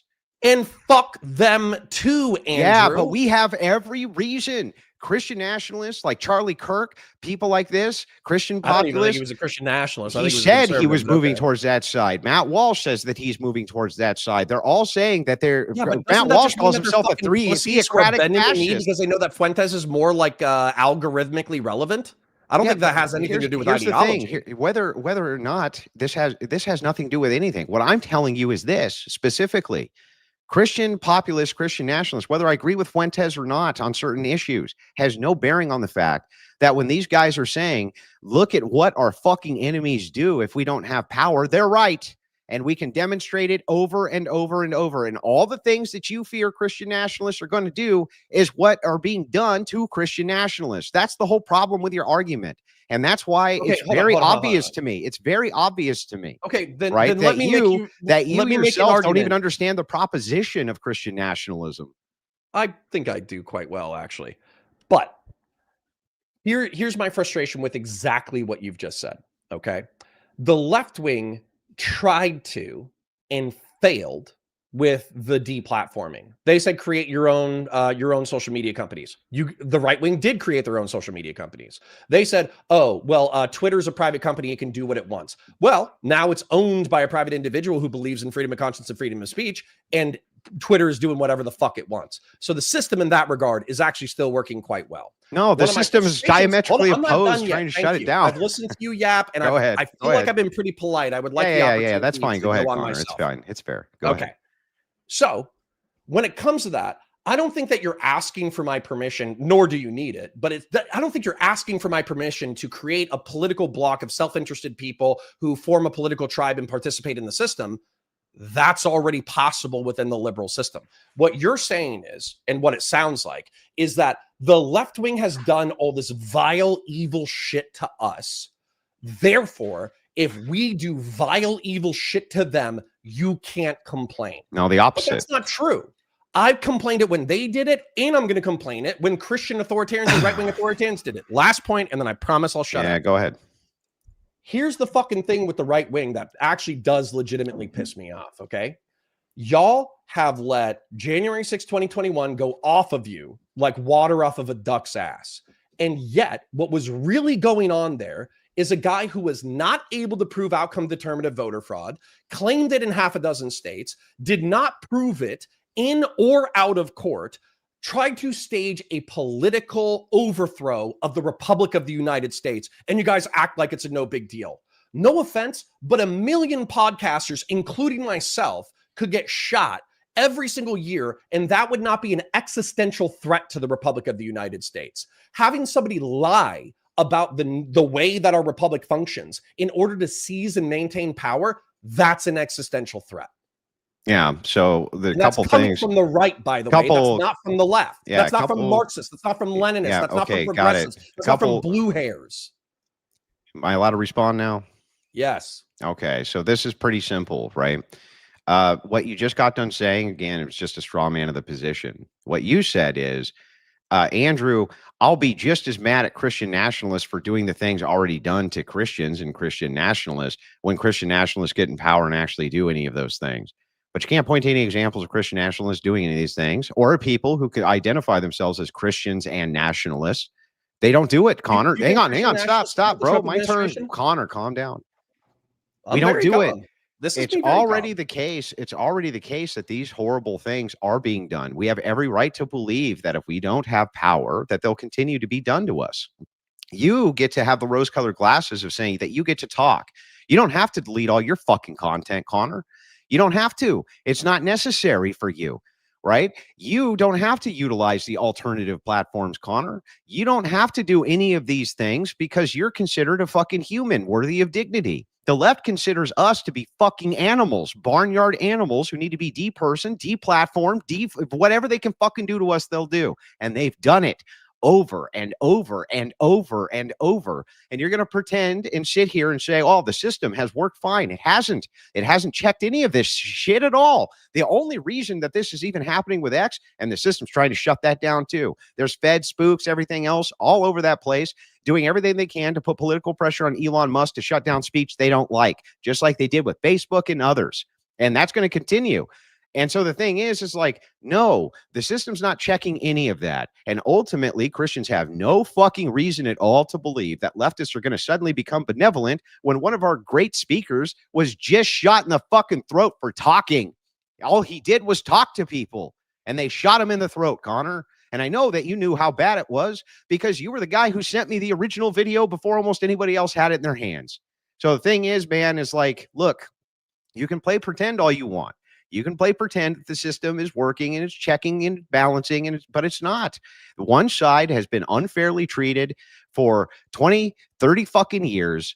Okay. And they finally do something about it. They give just this tiniest amount of pushback. And these people are in such fucking panic mode about, oh my God, the fascists are coming to take things over. They're going to destroy our fucking republic. They're going to destroy everything. And it's like, no, I don't think so. I think that they'll get in power. And if they're in power, then our enemies aren't going to be able to fucking continuously destroy us over and over and over and over again, deperson us, right? Debank us, make it so that we can't live, we can't have jobs, we can't do any of these things. And Connor, they've been doing it to us for years. So it's like, we have every incentive to move our people into positions of authority. And there's not a fucking thing that you can say that's going to change any of our minds on that. Once again, I don't think that I've advocated that you can't create a political block and then advocate for no, power. You're just within the saying that liberal if and you get it, system. if you get it, you're going to do bad things. But prove it, fucker. What's the proposition we're proposing that's going to fucking do a bad agree thing? That Christian nationalists have disproportionately promoted and supported Donald Trump? Well, not Fuentes. Right. Not But one do you to, think that he supported Kamala Harris. okay? Do you think most Christian conservatives have supported Donald Trump? Yeah, Christian conservatives overwhelmingly have. Yeah. Okay.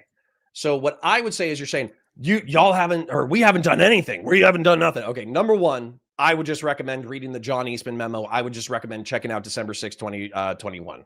I would just recommend that. It was actually an attempt to overthrow the Republic of the United States for bullshit reasons.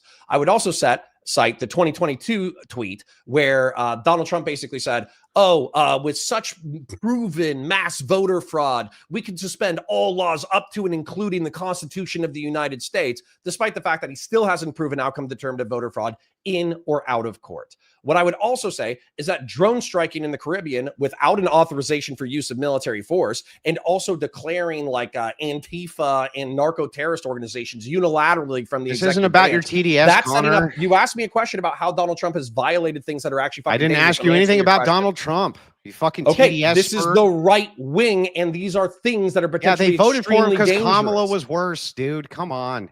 Okay, well, then again, we don't agree right there because with the slashes to PEPFAR and USAID, Doge was supposed to cut $2 trillion. They cut $10 billion. It just so happened that the $10 billion that they cut wasn't, scaling back the military or technocratic reforms or any of that kind of shit. What it ended up doing is causing like mass death in North Africa and South Africa and West Africa. Oh my God, we didn't send all of our money to third world nations, Connor. Oh nobody said that, but it's Oh not my exactly God. Christian to are kill we hundreds gonna of thousands or do? millions of people through Fucking incompetence, AIDS is in it? Africa, Connor. What about the AIDS kids in Africa? Oh my Yes. God. Oh my God. Yes, Andrew. Fuck you. Andrew, bro. hold on, Fuck you. hold It's on, our shit. hold on. Fuck you. It's This ours. is crazy. Fuck off. No. Andrew, this is what's crazy. Okay, I what's don't crazy? claim that I believe in Jesus Christ as the judge of my spirit. I do not. And yet what you just did is you were like, oh, hundreds of thousands or millions of people died due to incompetence from the right wing. Who gives a fuck because they're not American? That has wait, there's not a incompetence. single fucking Christian instinct that you could cite to me that has that as normal behavior. Wait, Connor, how much of a Christian's money do you think that they're allowed to keep? How much Christian money are they allowed to keep? Yeah, how much is like if you're a Christian and you have money, how much of it in Connor's world is the Christian allowed to keep? Well, I mean, I would cite tithing at 10%. So biblically, you're allowed to keep 90. I would say that in a state, render unto Caesar what is Caesar's. I would say you pay what taxes are in your country. Okay, I see. So we're allowed to keep 90%. If you want a specific number, I got specific tax brackets for you. There's no 10%. 10%. There's no 10% tithe requirement, by the way. I don't know where you came up with that. Well, that is common that people will tithe 10%, but it's not a requirement. The thing is, though, is that if it's the case that you're rendering unto Caesar what is Caesar's, but you're in a representative government, and it's the case that people are saying to their government, hey, we don't want you to send our fucking money elsewhere. We want to keep it here with our people group in order to benefit us. What the fuck is wrong with that, Connor? Weirdly enough, I want you to hear me and I want your chat to hear me, okay? I have no problem with the United States ending USAID or PEPFAR and returning $10 billion to the national coffers. What I do have a problem with is that we did not look for anybody to fill the stopgap. So as a result of just turning off the financial spigots, we are arguably killing hundreds of thousands or millions of people. If you wanted to ask Europe to do it, if you wanted to ask the Africans to take it over, if you wanted to ask the Asians to take it over, I would not give a fuck. But so our incompetence is killing people. Yeah, I got it. So the United States has to make sure that the entire world is fed and clothed and taken care of and has their fucking AIDS meds. I actually, hold on, Andrew, I want to point this out because I do enjoy speaking with you. I actually just said the exact opposite and then contradicted of what you said I said. And then contradicted it. Yes. So the thing is like can't have you speaking out of both sides of your mouth. I said that we could off ramp our international programs, and you said that we need to I said we needed to do international programs in perpetuity. So your whole thing is like, why didn't we get another country to have their fucking money go over and take care of them instead of our money, Connor? That's the more moral position in Africa. That's so you the more don't kill moral hundreds position of thousands or millions Connor? Of people, Andrew. So let me get this right. The more moral position here for you, Connor, is yes, we can greedily keep our money away from the starving African AIDS children. but only if we can convince another country to spend theirs. How's that a moral proposition, Connor? That's the dumbest shit I ever heard. Because some of those countries are in Africa and would probably be interested in the program. It's $10 why billion wouldn't they a just year. do it themselves? Why did they need us in the first place, Connor? Because we're more competent and we have more technology and more medical personnel than any other country on the planet. I see. So the thing is that the Africans need us to take care of them then, or no? They need competent technical people to run these programs. And did we have charities that used to do that through Catholic ministries that would go set up wells and everything else in these nations? Guess who the #1 recipient of USAID funds was? Can you guess? Yeah, it should be. No. Can you say the name of the #1 recipient of USAID dollars? I don't know who. It's Catholic Charities. Yeah, it should be. That's what I just said. It should be. It was. Yeah, it should be. Cut their funding. You know what they were doing with that money? But the thing is, you know what they were doing with that money? Not supposed. They were running hospice and orphanages worldwide, and the government's not supposed to fund private charities. We don't even need them to. And they're not supposed to steal people's fucking money at the barrel of a gun and tell them that they have to fucking feed starving children in Africa. That's fucking insane. You didn't say that you needed to. And by the way, as a matter of fact, I said the opposite 2 or 3 times. Imagine having the moral proposition here. By the way, Connor, how could any Christian not do this when then you go on and say it was the Christians who were helping them, which is ironically Where did hilarious. The Christians get the money, Andrew? They were getting the Catholic Church has tons of inflow of money, man, that they dispense in charity all over the world. The fact that they weren't getting some USAID fucking funds is not going to make their fucking mission any more critical or less critical. They'll still be able to raise funds for the starving AIDS African children, Connor. Andrew, I am telling you, memes and conversation aside, hundreds of thousands of people have died. Arguably millions of people will die in the next 3 years. Well, you know what, Connor? I'm going to tell you something. That's Fuck them, really they're funny. African. Lol. When you have, right? Fuck them, they're African. No, it's funny. It's funny when AIDS kids die. If you have right? if you have a people group that continuously thinks that by having sex with babies, for instance, will cure HIV. Right? Oh yeah, fuck them. They're all backwards barbarian savages. It's actually the thing is I didn't say it's funny. I think it's tragic. Well, I mean, I think you laughed a minute ago. Well, no, what I laughed at is the ironic nature of you saying that somehow we're doing something horrific or awful by saying that we're not going to take and dispense the public treasury, which is designed for our people, and dispense it elsewhere. It's not for us to do. That's the public treasury for our people, Connor. That's what it's for. It's like when they raid Social Security so that they can fucking then give that trough to somebody else. It wasn't meant for that. It was meant for people who paid into that system to get the benefits of that system. That's the correct and moral thing to do. Not rob those people and then give them to other fucking people, Connor. Yeah. So this is what annoys me. Okay. Number one, the expense of the public treasury for what was cut was 0.16% of the federal budget. It's fucking piss in the ocean. It's 90. It's like it's less than a cent. It's fucking nothing. Okay. Now, on top of that, the United States is the largest global commercial empire on the planet.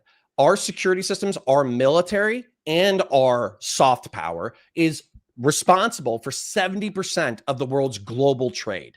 You can look at unilateral, bilateral, multilateral alliances, and we are responsible for probably $70 trillion of $100 trillion of economic activity. You are the beneficiary of PEPFAR and USAID through soft power. You are the beneficiary of American empire. You are the beneficiary through international trade that gives you consumer goods that makes the life of a medieval king look like a fucking modern peasant, okay? The problem is that explaining geopolitics is tough because the average American is a fucking idiot. But that doesn't mean, just because you're confident, oh, taxes are going overseas, that's going to non-Americans, fuck them.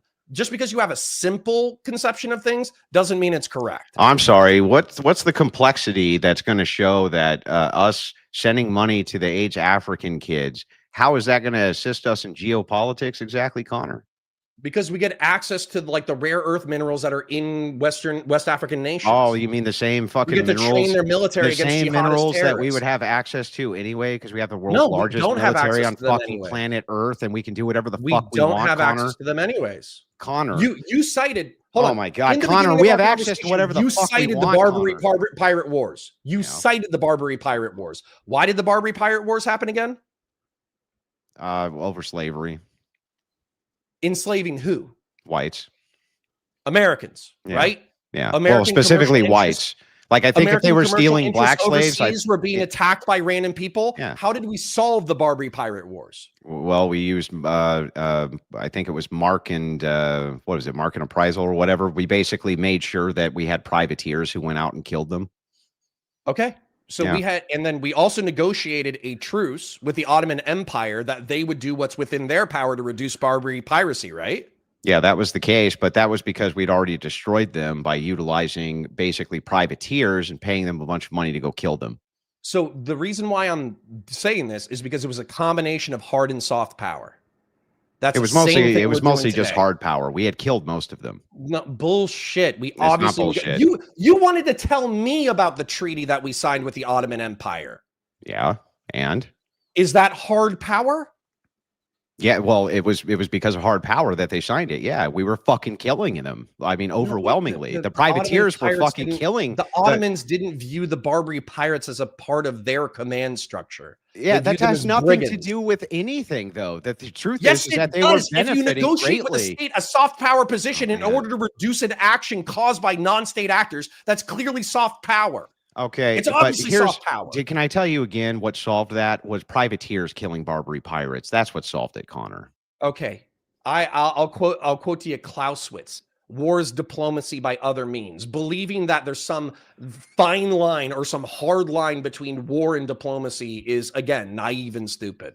Yeah, I'm not saying that there's no such thing as diplomacy. What I'm saying is that in this particular, yeah, of course, I'm not saying that it's not the case, but I don't think that AIDS kids in Africa is doing that for us, bro. I don't think so. And by the way, I think that for us, one of the big things that's really funny is you act like these things don't have a snowball effect. It's like, okay, then we do this program, then we do this program. Now, this is only 2 cents, though. Now it's $1. Now it's $2. Now it's this. And before you know it, we're trillions of fucking dollars in debt because we're continuing to subsidize the entire fucking planet, Connor. And the thing is funny about this is, like, you know that this is true. You know that our debt's not sustainable. Yeah, you also know what And hang on, Connor, let me finish. Let me finish, bro. Right? You know that this is the case. And it's like anytime there's a fucking cut, I don't know why you status quo guys are always freaking the fuck out as though it's the case. Like, if it's a more moral proposition that we should fucking cut our debt and make sure that our people group is taken care of before anybody else, that is always the more moral proposition. Here's why. I can't take care of you if I can't take care of me.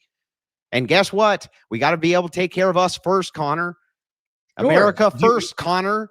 Okay, do you hold on, let me go ahead and take a look at hold on. How much did the F-35 pilot helmet cost?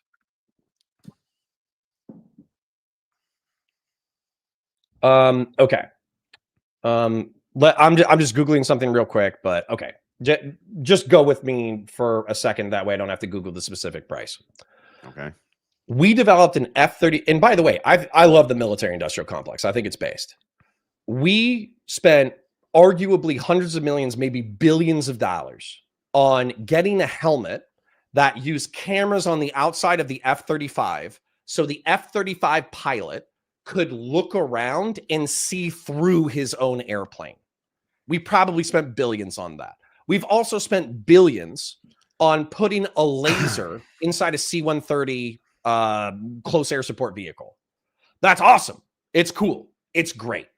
But I'm saying, before you kill Africans with AIDS to countries that we want to get into for their mineral wealth, maybe we slow down the C-130 laser or the F-35 pilot helmet where we can stare through the fucking fighter jet. I guess. And by the way, hold on, I need to make this point as well. Go ahead. 0.16% of the budget is what was cut. It was but that's not nothing. what's in dispute. It So the was thing nothing. is, it's But funny it's is going like, to kill millions. look, you can harp on military spending, but you know that the biggest I mean, I spending is fucking love on military spending. it's on but- entitlements, Connor. That's where most of the No, I spending agree. is. 2/3 of the budget is Social Yeah, Security. it's but I on just didn't it's want to on bring up it's Social on Security it's reform. hang on, Connor, calm down, dude. It's on entitlements, okay? Not on the fucking military. Our military does actually benefit us, America first, okay? Us having the most cutting edge technology against our enemies does benefit us, America first, okay? Yeah, I would think that you would even be able to make a stronger case for entitlement spending on the domestic US as being an America first policy. I would even be willing to grant that as something. But this idea that we need to spend endless billions or hundreds of billions and trillions of dollars abroad for these programs, which most of them are fucking scams too, by the way, Connor. And you live in the fucking real world and you don't know by now that these fucking NGOs, they have CEOs that make fucking hundreds of millions of dollars a year, okay? And we're sending all sorts of subsidies and money to these various organizations.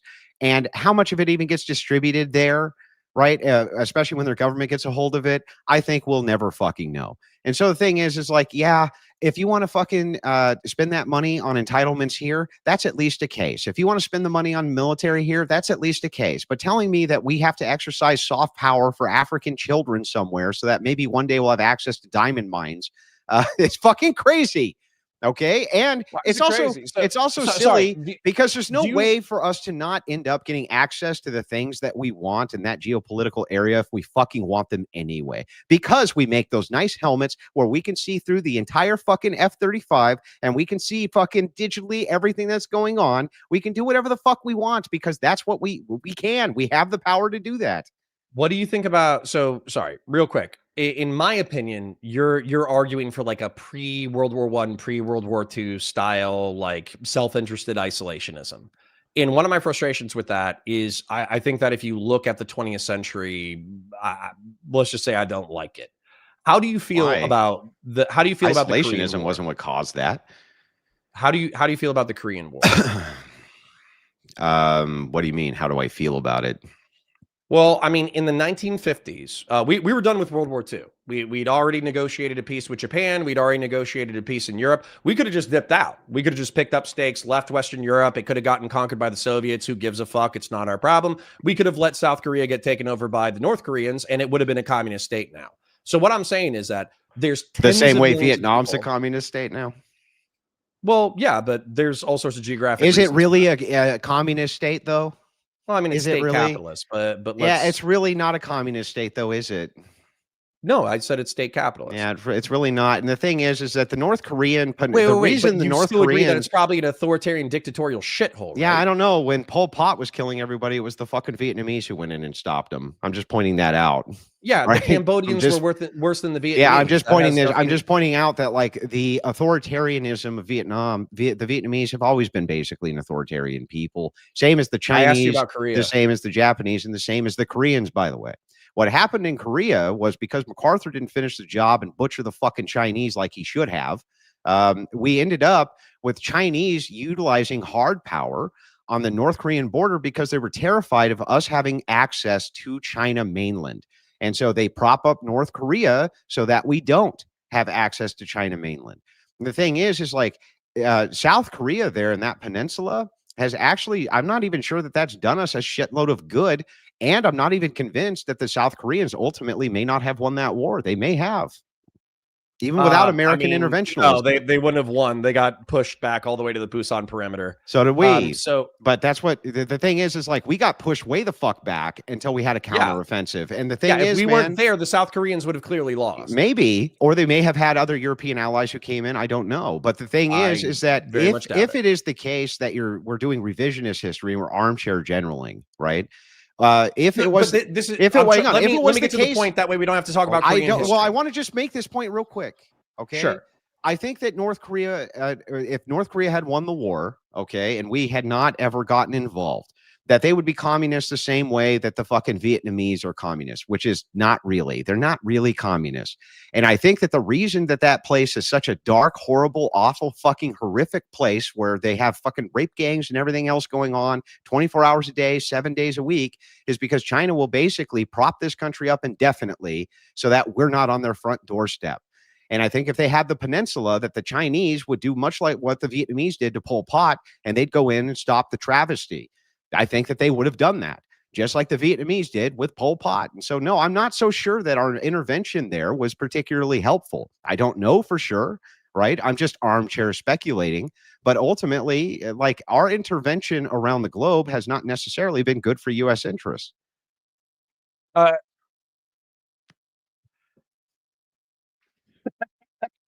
Just like that's.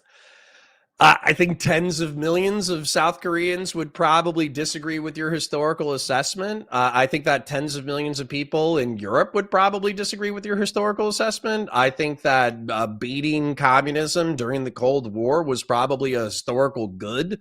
I think that our involvements in the Middle East and North Africa are largely surrounding energy in order to beat communism on the world stage. All we did was import them here, and bro. just because, and sorry, real quick, you were just saying, oh, well, the Chinese are more benevolent than we give them credit for. So if we had let the entire Korean peninsula fall to authoritarian communism, then realistically, maybe China would have gone in and cleaned up the Koreans Act. I have no idea where the fuck you're pulling that from. The question is, we're having and then, hold on, I'm not done.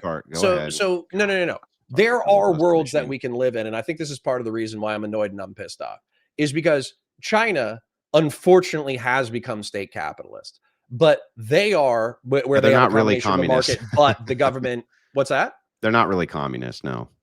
Right, they're state capitalist. Mm-hmm. But I'm actually using a technical term. Communism is a moneyless, stateless class of society. Socialist is decommodification of basic human needs and workers owning the means of production. State capitalism means that the state runs the market. There's not a single thing in China that the CCP does not technically have stake in. I agree. Right? Yeah. Okay. So with China, because it has a state capitalist market that is really fucking powerful, they can kind of do what they want. So there are people who get disappeared routinely in China. Yep. The Falun Gong, arguably, at least according to reports, are getting harvested by their vital organs. Christian minorities are persecuted in China, yep. And the Uyghur Muslims were effectively culturally genocided over the past decade or two. Totally agree with this assessment. Okay, so my point is that authoritarianism in and of itself, I view as a moral wrong. Well, so if you're saying that, well, like, that's a claim that's too much, man. What's that? Like, saying authoritarianism in and of itself is evil is silly. You can't say, well, you can't say that if you have a king, they're going to be evil. Yeah, of course. Like Tito was better than Stalin. No, I mean, you have benevolent kings who did great things for their nations. You had great emperors who did the same thing. Yeah, just the idea that because you're in there's authoritarianism, it's evil is silly. What happens when the king dies? Well, usually there's some type of successorship, and this was something. Isn't history of monarchy and authoritarian societies effectively that even if you had a benevolent dictator or a benevolent king, there's oftentimes a piece of shit successor that fucks up the country? That's no different than democracy. All right. So that's honestly, like, for me, that's the problem, right? Is like a historical anti-American statement. I just can't really. Not. I'm talking about democracy right now. You think that America was the first fucking democracy, or what? 50 years of our democratic republic is as bad as like Nero or Pol Pot? Do you think that, like, for instance, when we went through and we killed off all the Plains Indians? When we did all of these things, which you would perceive as being these horrible, unjust evils, that because the transfer happened from one person to the next person, that was how that was able to happen, just like these perceived evils you're talking about. Intrinsically, systems of government themselves cannot really be evil. You have to be talking about the actions of people who are inside of these systems. That's what makes them evil. For instance, take communism. Calm down, Connor. Let me make the point. Let me make the point. Hold on, Connor. Okay, so if you have a commune and they're all practicing communism, I don't give a shit, and neither do you, right? If that's what. All right, say that again, because I might. If you have a commune and they're practicing communism in the commune, nobody cares, right? And why would they care? And they're not. And by the way, they can do a lot of good inside that commune, and probably do. Okay. the idea here for communism at a grand scale and for why that leads to evil outcomes has nothing to do with the system itself. Systems themselves can't intrinsically be evil. The thing itself is not evil. It's the actions done with the thing that's evil. It's like a gun. If you have a gun, the gun's not evil. The gun, it doesn't do anything evil or not evil. You do a thing which is evil or not evil with the fucking gun. That's how that works. There's nothing intrinsic, though, that you can point to and say, well, authoritarianism is intrinsically evil based on what? How the fuck could you ever make such a claim? Can you think of any positive examples of fascism or authoritarian communism or jihadism? Well, wait a second. Like positives? Yeah, I mean, you just said it's all ideologies are effectively tools. Yeah, it's how you implement the ideology. Yeah, it could be the case. For instance, so like let's say jihadism. I just want to restate my question in case people didn't hear it. Can you think of historically any positive examples of authoritarian communism, fascism, or jihadism? Yeah, for instance, the jihadis who were attacking the Russians, right? Who put a jihad on Russia going into Afghanistan. From that proposition, it seems like they had the more moral proposition there. Wouldn't you agree? I wouldn't put them in as like a system of government. No, but I don't. Yeah, jihadists fighting communists is probably. So I mean, no, Andrew, hold on. I don't want you to pretend that that's like a huge like unnuanced W. Okay, pitting a jihad. What I asked you for a positive example of any of those ideologies. I just gave you one. Power. Yeah, no. But you didn't say any example of them being in power. You said an example of good time in history was when one ideology was fighting the other ideology. Yeah, so I'm giving you what I'm saying is that there can be within the system itself positive examples of how the system can be used for the good of whatever the people group is. And if that's the case, if you're talking about hang on. If you're talking about authoritarianism, I can give you many, many examples of great kings who did wonderful things in Byzantine Empire, for instance, even Alexander the Great and what he did in the region that he conquered before he died.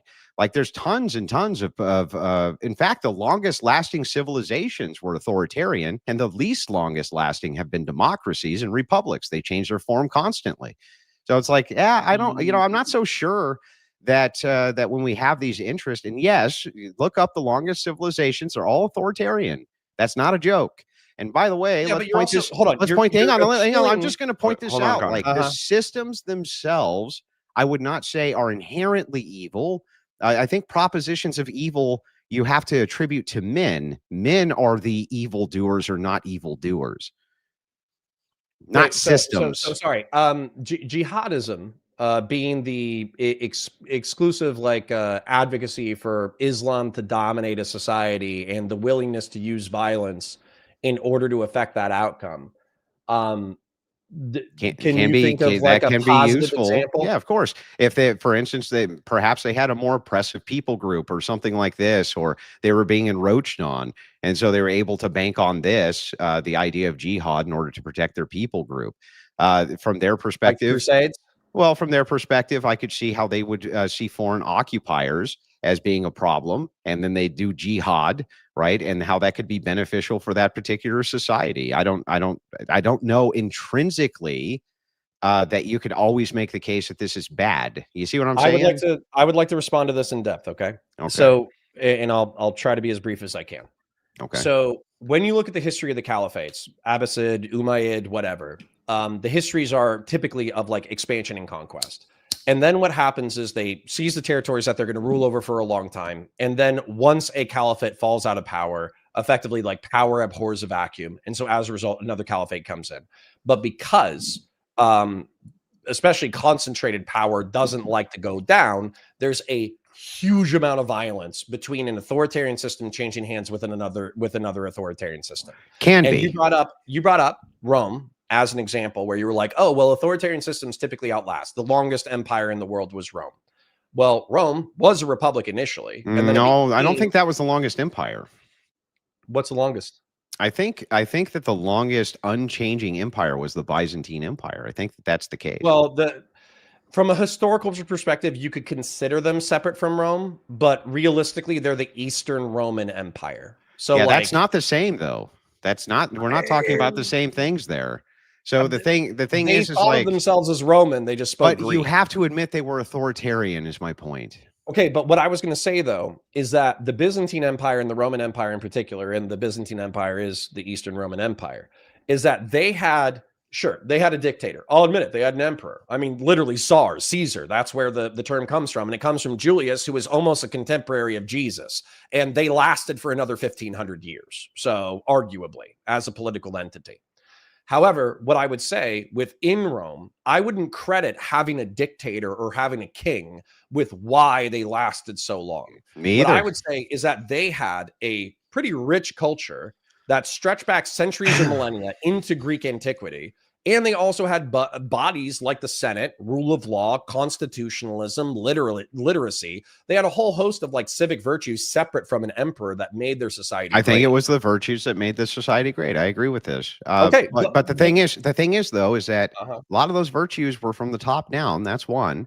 And another thing that you need to look at is that the systems themselves were not intrinsically evil. Now, maybe you could make a case for something like not even slavery necessarily could I make the case that that is an intrinsically evil institution, because I can give examples of when perhaps during wartime you would need to enslave a certain portion of a public so that they could not continue to fight and wage war against you. I don't think intrinsically the ideas that we give these descriptors of systems are evil themselves, that the people who engage in these systems conduct evil actions or do not. I'm still going to stand by the position that I think evil is more likely with concentrated power. So for instance, like that's not what you said, though. That is I not think what it you is what I said. said. Nope. And you can rewind the tape. Here's what you said. I believe that these systems are intrinsically evil. I think fascism is Intrinsically. intrinsically evil. Why? What about fascism would be intrinsically evil? Political corporatism and flexible authoritarianism. That's So not political what about corporatism- that makes it intrinsically. What if you use that I'm for trying to answer your question. to feed the public and to assist your people group? What if you used it for that? Shit, that's what Hitler did, right? Well, okay. So if it's the case, That's what Franco though, did. That's what Benito Mussolini did. So right? what made it intrinsically evil? It was the actions which were external to the system. I'll answer. So political corporatism, treating the nation state as a body in an analogy sense. Yeah. And then flexible authoritarianism. I would say the flexible authoritarianism is what makes fascism evil, because shit, I'm a political corporatist. So yeah, but that doesn't, you've just reasserted the claim. It's a tautology. Yeah, I was about to explain flexible authoritarianism to you. Give me a second. Okay, well, but don't make it a tautology. Don't tell me it's evil because it's evil. Tell me how it's evil in itself. I'll tell you how it's evil. So flexible authoritarianism says that you get and maintain power however is necessary. Okay. So effectively, like dog eat dog, Darwin rules. If you can get in there through elections, awesome. If you can get in there through appointments, awesome. If you can get in there through violence, awesome. However you get into power is how you get into power. But then you also have to maintain power. And fascism effectively says that history and individuals in society are ultimately just a great struggle. And so if you lose in a fascist power game, it just means that you weren't the right person to rule.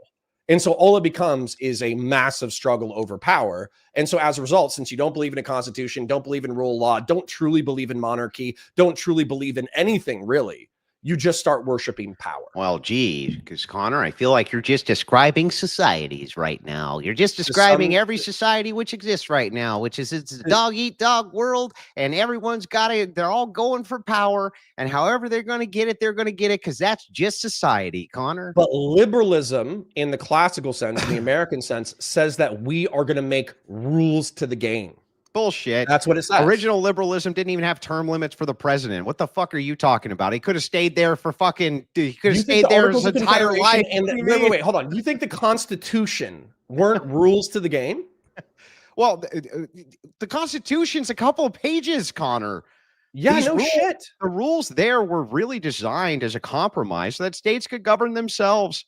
You know, the whole idea here that you're talking about the supremacy clause in the late 19th century that said that you had to follow the Constitution, even if you were a state. Not the original Constitution. Nothing. Wait, and didn't every single state have a representative body and a governor? Yeah. And they all ran them different. Agree to that rule set? Did they say that individual states could become monarchy? This was part of the compromise. Well, a lot of them are run like monarchies. I actually, especially in the early part, by a governor and a representative body. I don't think you knew. I don't think you know how was much. The same as a king. I don't think you know how much power governors used to have in these fucking states, Connor. It was incredible. Speaking, I probably do. Yeah, well, then you know that it was incredible in comparison to what they have now. It's not even in the same fucking universe. And the thing is that when they had the power of a national guard, when governors used to have the power of a national guard, that was an actual fucking threat. Okay. It's maybe not now, but it used to be. And the thing is like, look, I'm sorry that you describe a dog eat dog world, but you haven't explained how that's intrinsically evil. Even if everybody's all vying for power and they all want it because they all think that they deserve it, and then the ones who deserve it get it, that in and of itself is not an intrinsic evil. You'd have to explain how the system intrinsically is evil. I would just argue easily that the morality base of the people group who have power are what make a system evil or not evil. Now, you can argue that there's some systems which maybe would turn out more evil people. I think that's a good argument, and I can get behind that argument. But I can't get behind the argument that a system itself, which is just a social construction of our brain, is inherently evil. That's absurd. Okay, hold on. Okay. Then we might be using evil differently. So using evil, let me define it, I suppose, as like bad thing. Propensity for intentional harm. Yeah, but you see how that's tautological? Because you just say that bad is, well, because then you're just saying evil is evil, right? So bad is evil, evil is evil. But you understand, but you and I probably probably have like 90% overlap, 95% overlap on bad, right? No, I think that evil is the absence of the essence and energies of God, or the energies of God specifically. I consider that to be evil. So we have a different prism on what we consider evil to be. I think that when you say bad, you just mean things which are against your personal preferences. Wait, so hold on. So is a Christian pedophile more evil than an atheist? Well, if he's a Christian pedophile, he would. You're giving it an incorrect descriptor. So this would be a person who's not partaking in the energies of God, which is why he's doing this action. So this action would be denoted as evil. Okay. So hold on. So a self-proclaimed Christian. Yeah, you can, but you realize that, like, versus an atheist, a self-proclaimed man or a woman, right? It's like you can proclaim whatever you want. Yeah, but I don't accept this. The reason why I don't accept this is because effectively what you can do argumentatively, which I don't agree with. Like, all right, I think that if you're saying the absence of God, I do believe. Well, the absence of the essence of God, yes. Okay. Well, I'm sorry, energies. The absence of the energies of God, not the essence. Okay, I think most humans, relatively speaking, have a divine spark, and yet human beings engage in evil all the time. And yet, it's absent that divine spark that you would consider the evil thing. Right? Hold on. So, if a man, let's say the prodigal son is engaged in anti-God behavior. Jonah engaged in anti-God. David engaged in anti-God behavior. Well, they didn't separate themselves. Had the divine spark. Yeah, they didn't separate themselves specifically from all of the energies of God. That wasn't the case. They still did horrific shit, right? True. Yes, but people who remove themselves from the energies of God, it's in our belief structure that is what is contributing to the evil here, the sin. That would be what we consider evil.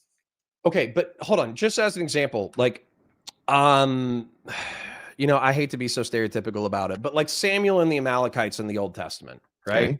Mm-hmm. In a secular moral system, there is no reason that an entire city should be butchered. Men, women, children. Oh, yeah, bullshit. That's bullshit. Think that there is a reason that? Oh yeah, I think that secularists can create causes for butchering an entire society with ease, without any problem whatsoever, and justify it without a problem. And I would just point you. I would just point you to Soviet Russia. I'm just going to point you to Soviet Russia. That was a secularist society. Soviet Russia was secularist, and yes, they would butcher whole fucking cities. They didn't give a shit, and they went through and raped all of Berlin. They raped all of Berlin, bro. Hold on, real quick. Like, what do you mean? I'm not trying to, because you're making a totally different argument. I'm not trying to say that secular people are not capable of evil. That's not something that I was ever saying. So let's move past that. Okay. What I'm saying is a modern human with liberal humanist Western tendencies would view butchering an entire city as immoral and likely evil. No, they wouldn't. It depends Are on you the context. serious?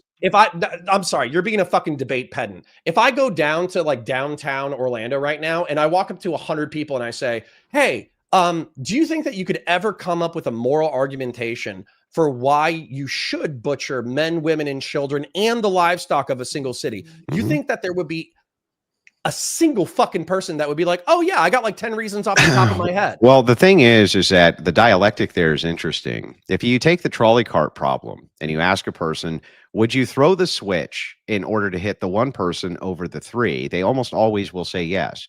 But if you ask them if they'll push their friend off of a bridge in front of the train to save the three, they almost always say no. All I'm And so, trying to argue with you is that most people would not view butchering a city and livestock as good. Connor, And let I can't Andrew even get explain. that. Calm down. What I'm showing you is that it's how you frame a thing. So if you went in and you said, could there be good justifiable reasons in wartime where you have enemies who are ruthless, who are going to fucking destroy you, to go through and conquer and destroy their entire city, even if that means killing everybody in it? I think you'd get a totally different answer based on that framing than the framing that you gave. Think most people would say it was good, or do you think they would say it was necessary? Depends evil? on the context. Like if you were to go, Bullshit. if You're you were to being a go debate ask pedant. people, You're being a if you- pedant. I You're don't being a think pedant. so. In fact, I even You're think being a you'll agree pedant. with. I even think you'll agree with me. You think? Hang So on, you're Connor. fucking- Just sorry, let me your explain, chat is bro. retarded. Fuck. So hold on, just your chat's explain. retarded. I want to address Okay. your retarded chat who just did a super chat. So hold on, your retarded chat just said Okay, Hiroshima Connor- and Nagasaki, bro. How many Okay, people? Connor, I hate to have to mute you, but can you let Andrew just explain the point, and I we just can wanna address the explain super point, and chats then at the you end. can attack it. I think that's Yeah. fair. So the thing is, bro, is it's like this. If you have contextualization for why it is that you did the destruction and there's a justifiable reason, I think people's answers drastically change. So for instance, I think if you were to go to a leftist and say, if we had to stop World War II by blowing up all of Berlin and killing everybody in it, would you do it? I think that they would say yes. So the thing is like, I don't agree with you. This idea that that people, when they have context, are going to keep this answer. I think that if you feed them incorrect contextualization, of course they'll give you the answer you want. But I also think that that's not pedantry. I think that's you being underhanded and somewhat diabolical with your framing. Do you think they would say it was good? To stop a war, yeah. I think they would say it's good, justified, yeah. I think that most people, most sane people, particularly with a modern historical education, would say no, but it sounds like a necessary evil. So then you're saying that people should do evil? When it's necessary. It sounds like you're saying that there's times where doing evil is good. No, I'm not. Yes, you are. You're saying no. Sometimes there's a lesser of two evils. Then isn't it good to? And is it So, good hold to? on, Hang hold on. on. Is it Even good to within pick your the own lesser of two example. evils? Is Even it within good your to own pick the example. lesser of two evils? Even within your own example. Is okay? it good to Firebomb- pick the no. lesser of two evils? Sure. Okay, then But we're done. no. That's it. I don't want you. No. Don't declare victory and walk away. No. Don't declare victory and walk away because you already know where I'm going, and I think your chat's too stupid to actually pay attention. So let's try it. All right, let's try it. Okay. I know So, my chat's a bunch of stupid fucks. I know. Yeah, I don't think they have the balls to do what you do. Yeah, what do they know? What do they know? They're a bunch of stupid fucks. It's fine. Yeah, those So, hold stupid on. people. Notice So, how I didn't insult your chat. No, fuck my chat. I love them. They're brilliant. But fuck them too. Yeah, see, So I anyway. would have just assumed that your chat just instantly agrees with everything that I say because I'm so fucking intelligent. What do I know? All right. You All know? right. All right. Let's make the point. All right. Burning Berlin, men, women, children, pets, livestock, everything in order to prevent World War II. Mm-hmm. I think that if you said, well, look at the human harm caused by World War II, most people would say, if we knew that this would prevent World War II, we knew that we would save tens of millions of lives, we knew that we would save all these people, yes, let's burn Berlin. However, if you actually show them what the burning of Berlin looks like, where you're dropping bombs and you're blowing up kids and you're blowing up puppies and you're blowing up old people and you're firebombing people, you can ask them, is that good? Their obvious answer is going to be no. And so therefore a lesser of two evils does not mean a good. It could be a contextual good, Yeah, but but it's not a specific good. Yeah, but do you see how this ethical system that you're producing makes no sense? And it's because you're There's trying not to. a single thing that I've said that doesn't make sense. I'm gonna explain it to you. It's because you haven't thought this position through. The dialectic actually makes no sense. The second I ask you, though, if this is the lesser of two evils, is it good that we choose it? Your answer is yes. So if that's the case, then you are doing the moral good. Otherwise, how could it be good for you to choose it, Connor? That makes no sense. That would be P and not P. It would be a direct contradiction. I swear to God, you guys have become debate pedophiles. This sounds like fucking equivocation to me. Is Bernie am I equivocating on? Like so? For instance, P is not P or whatever the fuck you guys use. That's in just a contradiction in order to explain basic shit. So sorry, hold on. Is burning a child alive good? I would say no. Okay. Is burning a child alive good if it prevents World War II? I would say no. Okay. So we're on the same page. I have a different ethical system than you. Wait, I don't know if you do. Yeah, I think I do. Ordered the Amalekites to be butchered, men, women, and children, and so donkeys. let me show you the difference. Connor, would you burn a child alive to prevent World War II? Probably. I would not. That's how you know we have a different ethical system. And so if you would do that, you're saying that that is good for you to do to prevent World War II. I don't do you think see it's the good. Well, but you do, or do you think that you preventing World War II is good? Yes. Okay, good. And do you think that you're Burning picking a child is still bad? Yeah, but you have done the good action here in your worldview. Otherwise, you wouldn't do it, right? No. I still think No? that I still think that there's evils that you do because they're necessary. Well, I don't think so. I think that you would be saying in your view that it was good that the child was burned to prevent World War II, even if you're framing it as the lesser of two evils, but you still think it's good that the person picked the lesser of two evils. So that's just still for the good. You still consider this a good think stands up to action. any scrutiny whatsoever. Like biblically, biblically, the sack of Canaan, the destruction of Canaan. I don't think God was like, "Hey, rejoice at the slaughter of the people of Canaan." I think it was like necessary for the Israelites to take the territory. I don't think that. Well, I don't even think the Bible. Well, hang on. You can make says the that case. Slaughtering the Canaanites. Yeah, you or the can make the Amalekites case is good. that rejoicing about doing something isn't good, but you can't make the case in your worldview that you're not doing something which is good if picking the lesser of the two evils is good.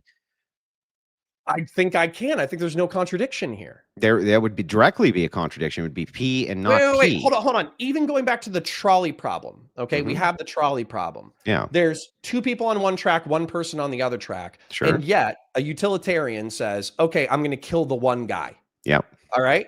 That guy can still say, killing the one guy is bad. I wish I didn't have to do that. Yeah, but what he did was good. Right? Yes, because he only versus specific. There you go. There you go. I don't think you've proven anything. I feel like we've gone back and forth on the same thing. No, I mean, I think you've just conceded the point. This wasn't even a gotcha. All I'm trying to do is show you the ethical frame. That's all. So real quick, with the trolley problem, there's one guy on one track, there's two guys on another track. You say, well, God wouldn't want me to participate in this at all. Therefore, I'll just let whatever happens. No, the opposite. What do you do? Well, I think what do you say? I'll explain. I think it would be a sin of omission for me not to throw the lever. I just don't think that you could make the case that either which way that the lever fucking went, that I could be held to account for it. Because this is me doing nothing in that case, an omission would be the bad, right? That would be the bad. Okay, so, but even within your own worldview, it's not good that you participated in that, right? Well, no. It is good that I threw the lever because it would be bad if I did not throw the lever. So how are you any different than me? Because what you're trying to say is that both actions are bad, and that's not the case from your view. One action's clearly good, or you wouldn't take it. No. I said doing nothing would be bad.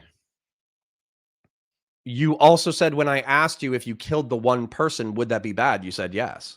No, I didn't say yes. You just made that part up. I said that on both then instances. I might have asked the inverse. Was yeah, you but on both instances, so it doesn't matter which way the train goes from there. I don't think it could be held account either way. I think I can only be held account if I tried to do nothing. I'm not asking about what you can be held to account for. Well, What then I'm that's asking but that's for- what I consider to be the good, right? Is the participation of the energies of God. For you, it's different. For you, you're saying, look, You know, I'm a deist, right? You know, I believe in God. I get right? it, but we do have fundamentally misunderstandings about theology here between the two of us, as you are a deist. So the thing is under your view, if you say, look, I would definitely burn a child alive to prevent World War II, I understand. It makes sense to me that you would do that, right? What doesn't make sense to me is why you wouldn't say that that was a good action. You just say it's a lesser of two evils, but it's also good that you do the lesser of two evils. That's you saying that this is a good action fundamentally.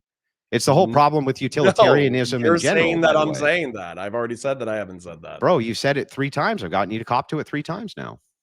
Okay, because I'm differentiating between contextual and specific. So contextual, if I burn, so specific, burning a child is bad. There are almost no circumstances in which you should burn a child, right? Right. But within the, and by the way, I'll make it historically contextual.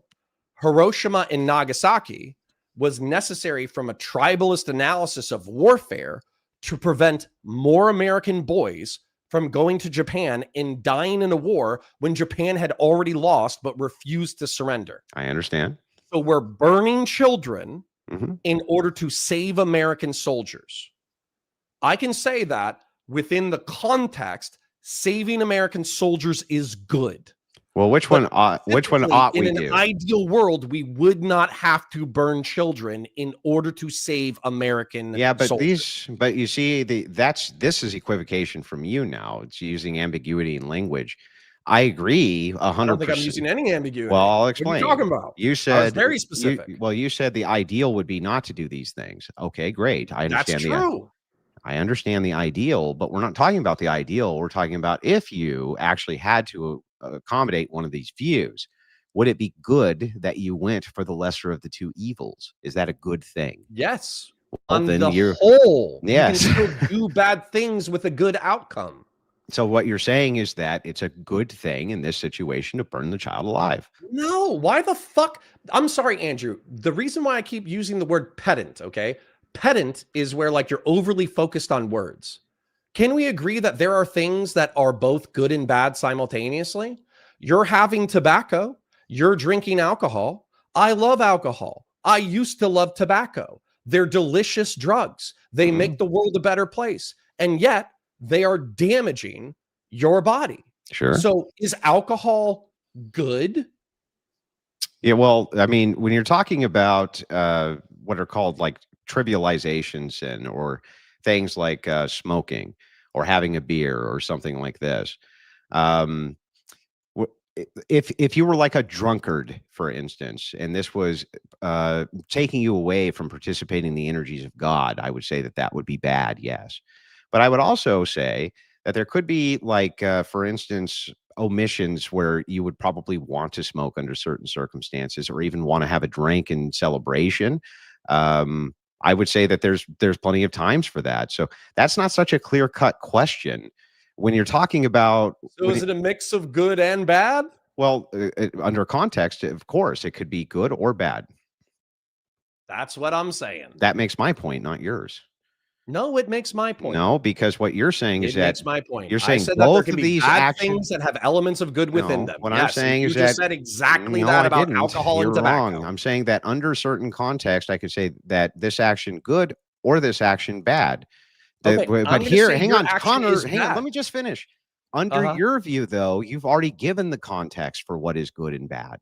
Do you understand the difference?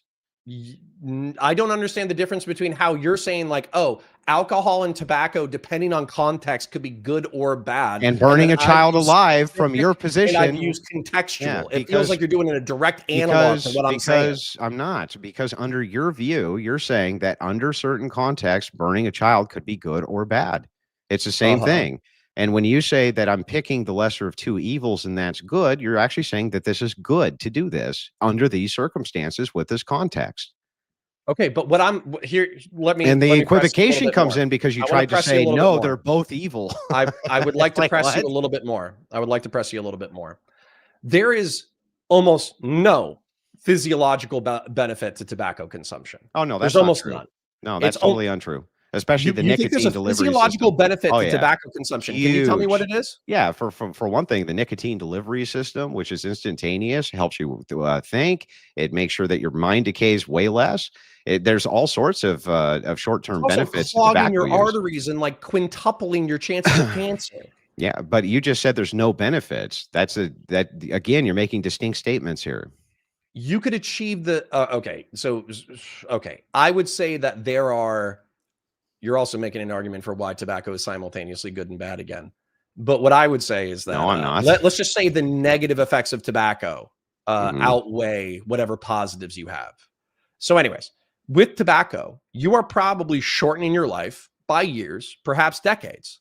Maybe. So, as a godly man, someone who is Mhm. called to this plane of existence in order to advocate for your beliefs, in order to impact the world, are Mhm. you not engaging in a bad behavior that is actually cutting your earthly mission short? To what end? To what benefit? Well, would you say the same thing for a cheeseburger? Yeah. Yeah. So then, from your view, should I be a monk? No. But I Well, think you then should I live don't. within What? moderation. Well, what can I participate in? I would say obviously it's a balance and that there's good within bad and there's bad within good. And So asking you're. if something is a holistic Mhm. good or a holistic bad is pedantry. So I'm not. But we weren't talking about holistic Yes, goods you or said bad. if burning a child is good. And I said no 10 times. No, you said yes 10 times. I You just don't said know it. depending on context, but it's still a Right. lesser of two evils. I've That's already right. said that 10 So depending on times. context, it could be good to burn a child alive. Thank you, Connor. Sure, the same way that smoking a cigarette, if you're smoking a cigarette in order to celebrate something within your life, it could be good. But if you smoke so many cigarettes that you develop cancer, that you cut your earthly mission by 20 years, that is bad. You are Well- engaged in a behavior that is both good and bad. Well, And if then, I Connor- ask you if it's good, or if No. I ask you if it's bad holistically, I'm being a fucking pedant. See- the way that you're being a pedant. See, here I was about to agree with everything you said until you said both good and bad. And yet here you continuously delineate between what is good and what is bad. Not that they're both good and bad, but that under contextualization can be good or bad. Same thing with your view with the child. The view with your child is under contextualization. Burning one alive could be good or bad. Do you understand the difference now? No, I also don't understand the difference because we went through the trolley problem and you said that killing the person would be something that you couldn't be held to account for, which also wasn't even a part of the equation. I asked you if it was good, not whether or not you could be accountable for it. Well, but I have a difference. I have a different moral system than you when I say the word good. And part of that moral system is held to account, not by fucking you. It's being held to account by my God, not by fucking Connor. And so when I'm talking about what is moral to me and the participation in the energies of God, this is my reference for the good. When you say the good, you mean something different. You mean intuition, preference, things like this. I completely understand what you mean by that word. I'm fine with it. The problem is the equivocations coming in from you. Because when you say there's certain contexts which make an action good or bad, I agree. But the second you say an action's both good and bad, that is a P not P proposition. It's a contradiction directly. That's what I'm trying to save you from here. You could just cede the point and we would end up in agreement. I won't. Okay. All right, guys. Well, I went, I think like an extra hour or so because you guys were having such a good conversation, such a good debate. So seriously, that was awesome, guys. Would you guys want to do your ending statements now? Sure. All right. Let's see, Andrew, would you like to go first? Yeah, sure. So I would just dive in here and say that I don't think we ever got really good arguments from Connor on why Christian nationalism would be bad at all. He did dive into saying there's potentials there that he would not prefer under Christian nationalism, but couldn't give any examples of any of them happening. The reason he can't give any examples of them happening is because they haven't, but he could agree with me on the endless examples of what have been done to Christians by the left, especially people who are conservative Christians by the left.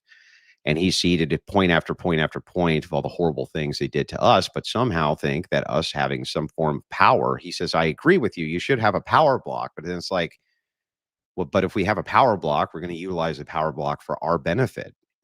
It's what we're going to do, right?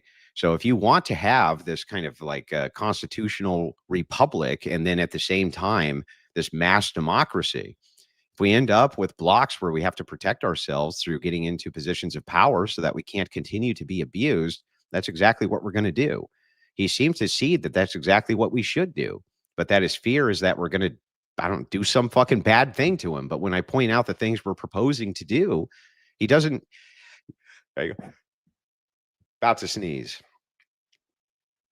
Never mind. Okay. So anyway, when he says these are the things that the Christian nationalists are going to do or this or that, when we get into the propositions, he doesn't even really seem to disagree with most of them. He's like, well, if you use state force to stop OnlyFans, or you use state force to stop gay marriage, or you do these types of things, you know, I ultimately don't even have an issue with that. He even said when it came to blasphemy laws, things like this, within the confines of what the 10th Amendment, he agrees you could even do those things.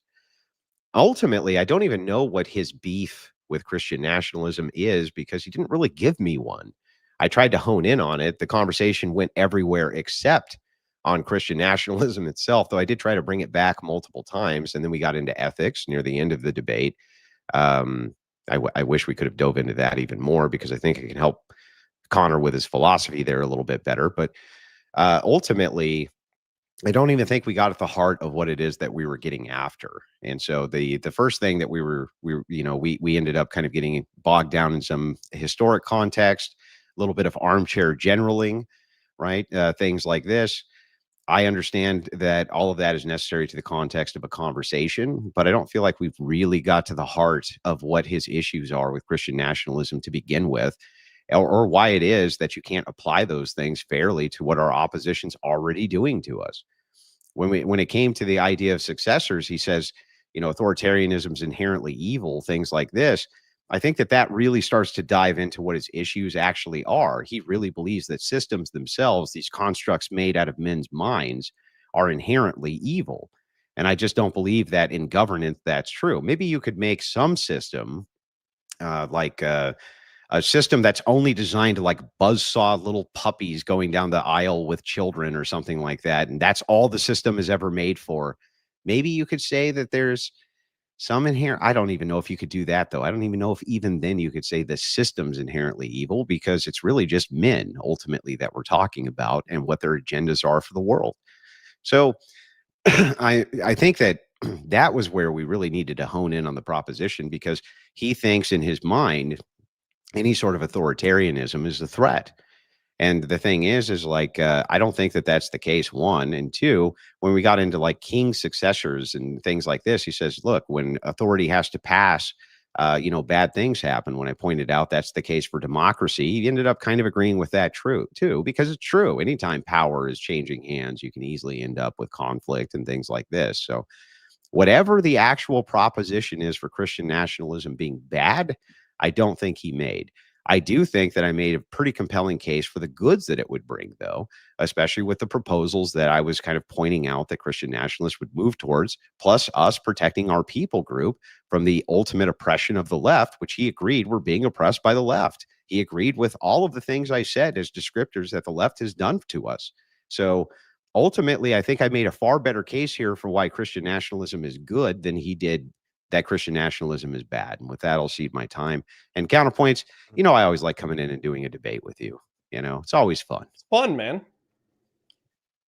All right, awesome. Thank you very much for that, Andrew. Connor, whenever you're ready.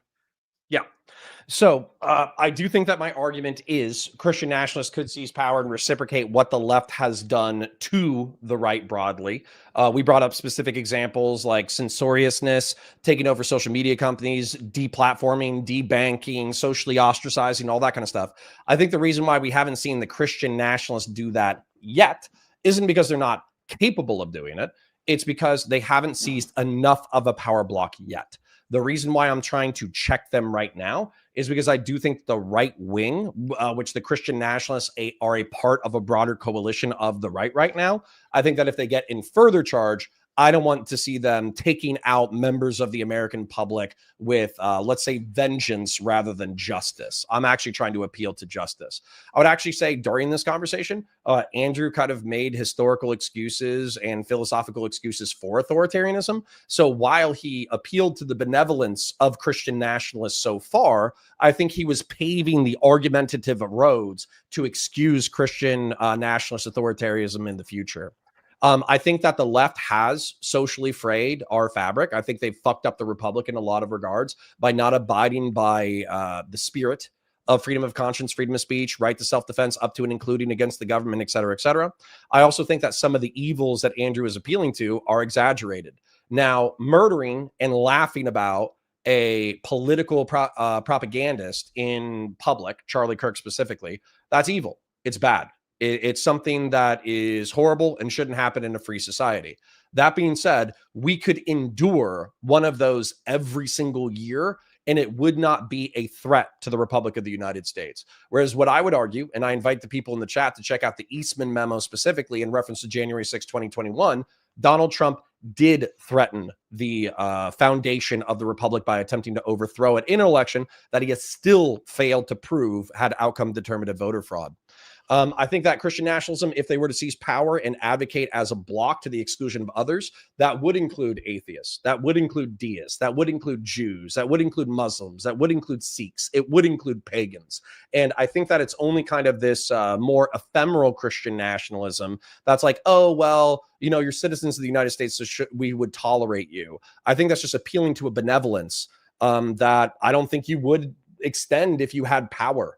Systems can be evil. And what I define as evil is not only being capable of wrong action, but almost reveling in wrong action. Vanguard communism to me is wrong. It's evil. It basically says the people are too stupid in order to advocate on their own behalf. Therefore, we need to murder the people in power in order to seize power for ourselves and instantiate our belief system top down. I think that's evil. I think it's inherently evil.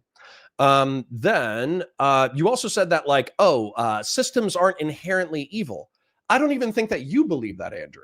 What I mean by that is secularism and modernism tempts people away from God. And if you read the Bible itself, it says that if you tempt children away from the path of God and salvation, it would be better for you to have a millstone wrapped around your neck and for you to be thrown in the ocean. So I don't even think that you think systems are arbitrary or don't carry moral character or content, because effectively what you advocate for is for Christianity to be the most dominant system within society.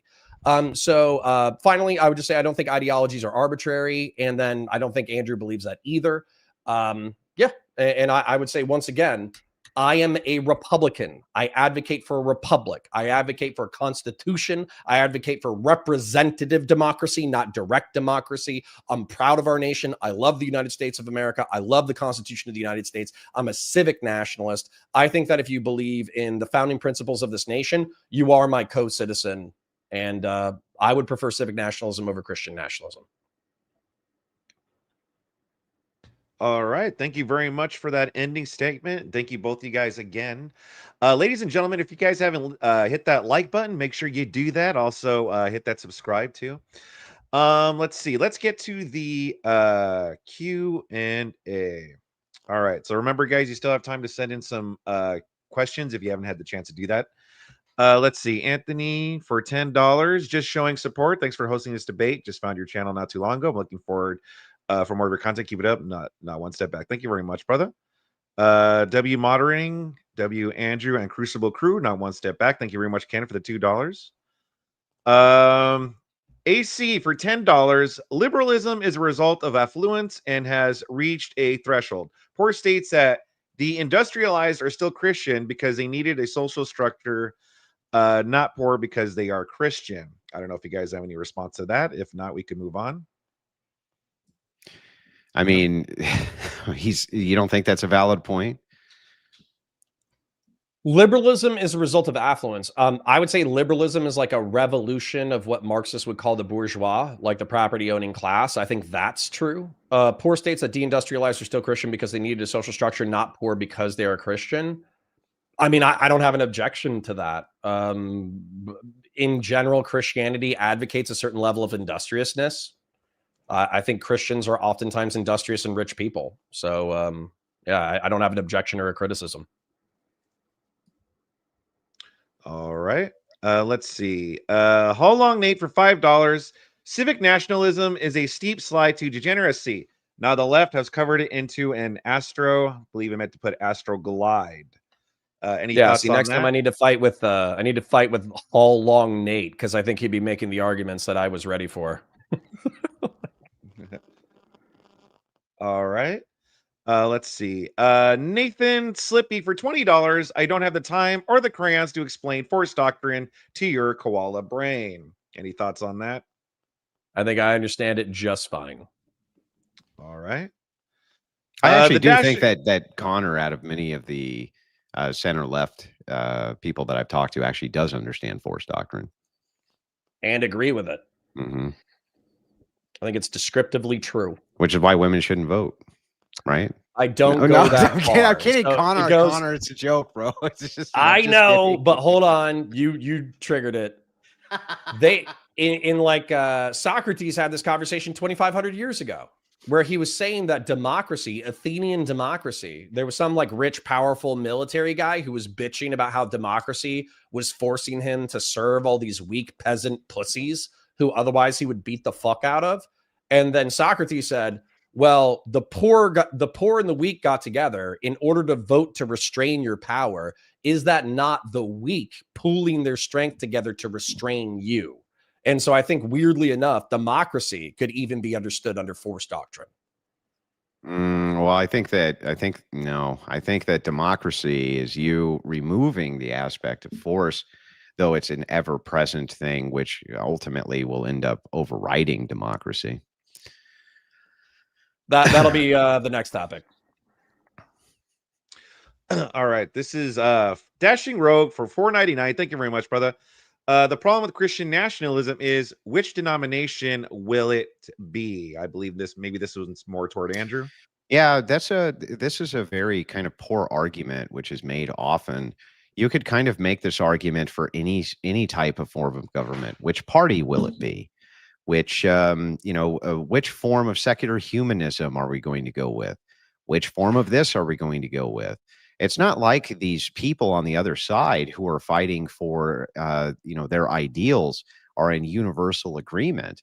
They're not at all. There's 100 different flavors, 1,000 different flavors of communism, 1,000 different flavors of socialism, thousands of different flavors, even within the nuance of civic nationalism. The idea here is, on major issues, can Christians unite in order to move the goalpost forward? I think that they can, and they are. So I kind of see this criticism as being weak because every single ideology has the same issue. All right. The Dashing Road for $1.99, and also that's not a strong man, that was a steel man. Okay. Nathan Slippy for $20. Thank you very much, brother. You don't even understand that the one who makes the laws is the one with the most guns, you bundle of sticks. Don't know how it's directed to. I'm assuming Connor. It's me. I would call you the F slur if I could, but for monetization purposes, I won't. Yeah, please don't do that. Go terms of service. Yeah. Not for my benefit. I don't give a shit. But I mean, I think this poor guy wants to keep the debate on his channel. I think it'll help his channel a lot. So, okay. I will say terms of service and we'll move on. Okay.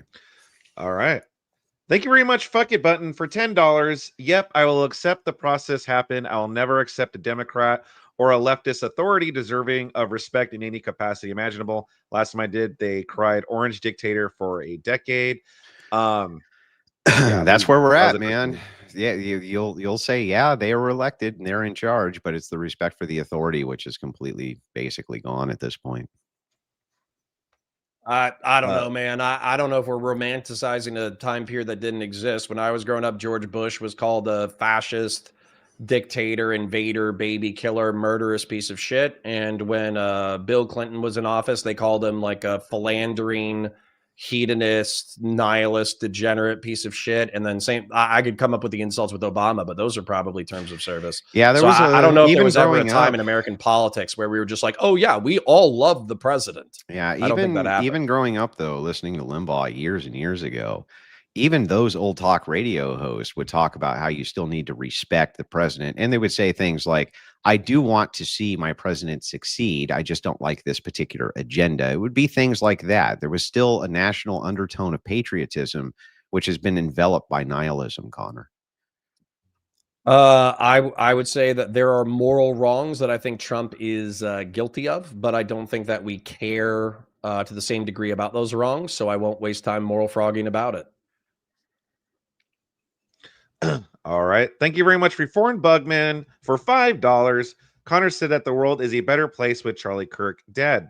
Does Connor have any other conservatives that he disagree with and wants to die? Wait, did you actually say that?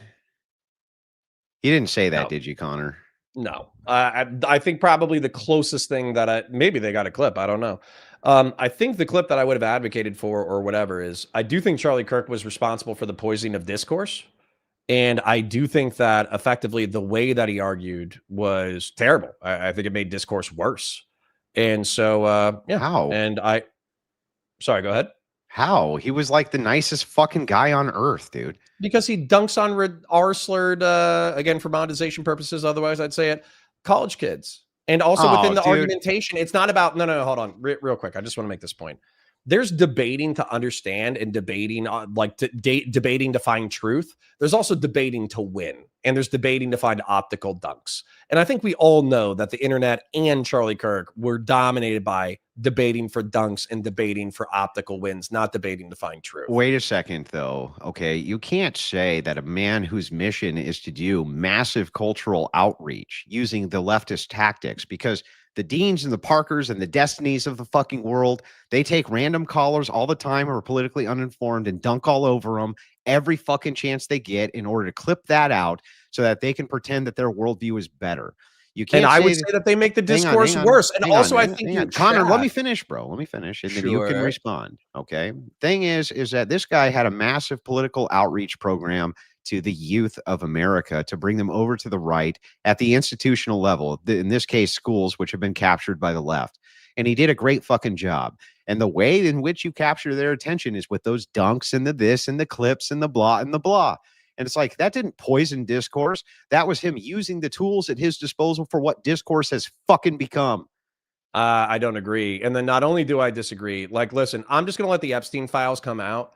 But the fact that Charlie Kirk knew that Donald Trump participated in January 6, 2021 in the Eastman memo and all that crap, the fact that he probably knew about the Epstein files and he was just like, yeah, you know what? I'm going to go for him again anyways. I think it's genuinely okay. If you believe in a republic, where the fuck did you get that idea, dude? What's that? Where the fuck did you get the idea that Charlie Kirk had some deeper insights into the Epstein file than you or I? Because he himself said that he had friends within the administration that were telling him about the details of the case, and he was going to wait for them to make the best decision. Yeah, and who were these friends in the administration? Would that be guys? Probably Bongino and Patel. Yeah, Bongino. They've been on his show before. Like the same Bongino who spent weeks and weeks and weeks talking about all of his various theories about what happened with Epstein.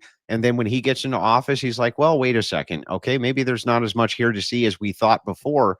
You don't know what Charlie Kirk knew or did not know when he's talking about these people who are inside of the FBI who came out of the political commentator class. It's like, bro, you don't know what insights he had or that he knew that Epstein and Trump were entwined and doing blah, blah, blah. You're just making that shit up, bro. You're making it up. Hold on.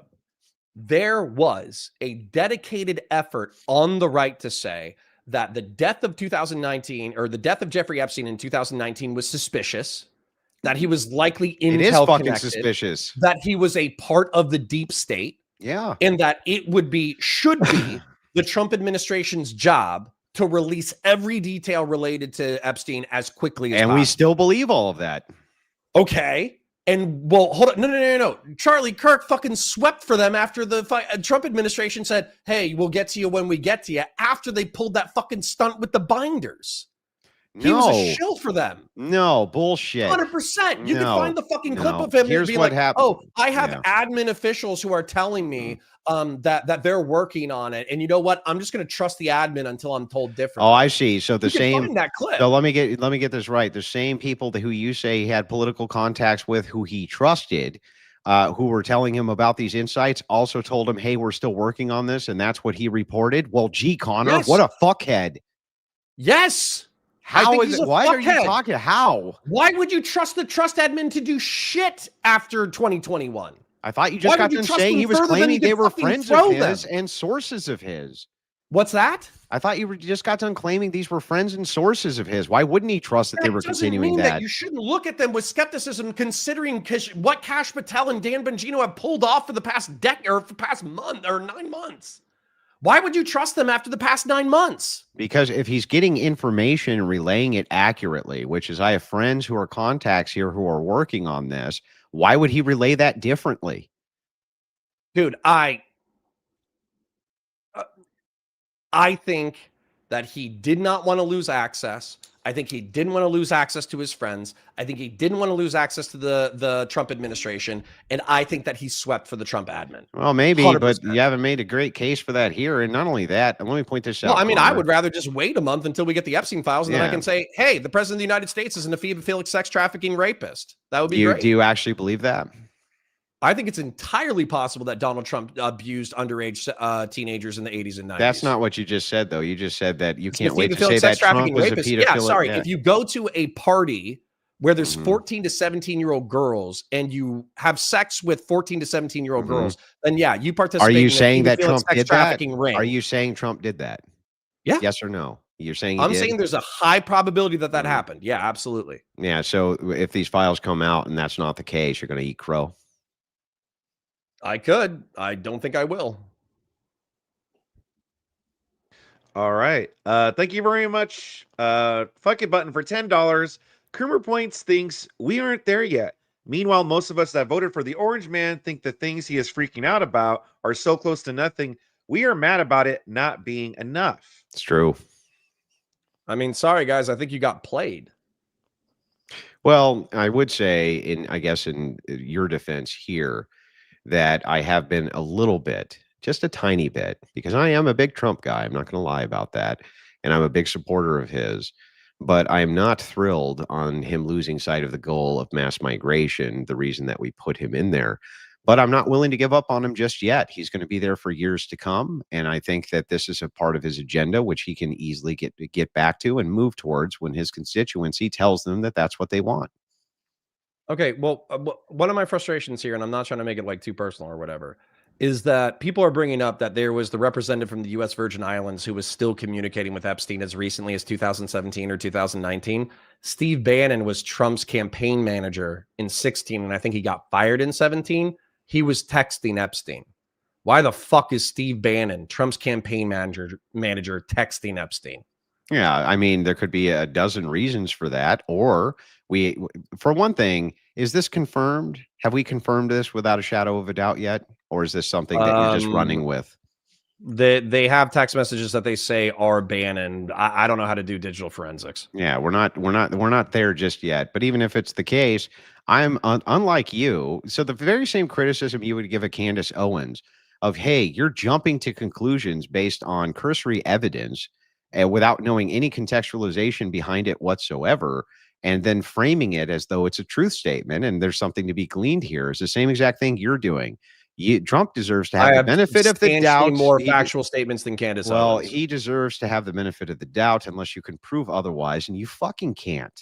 And that's that.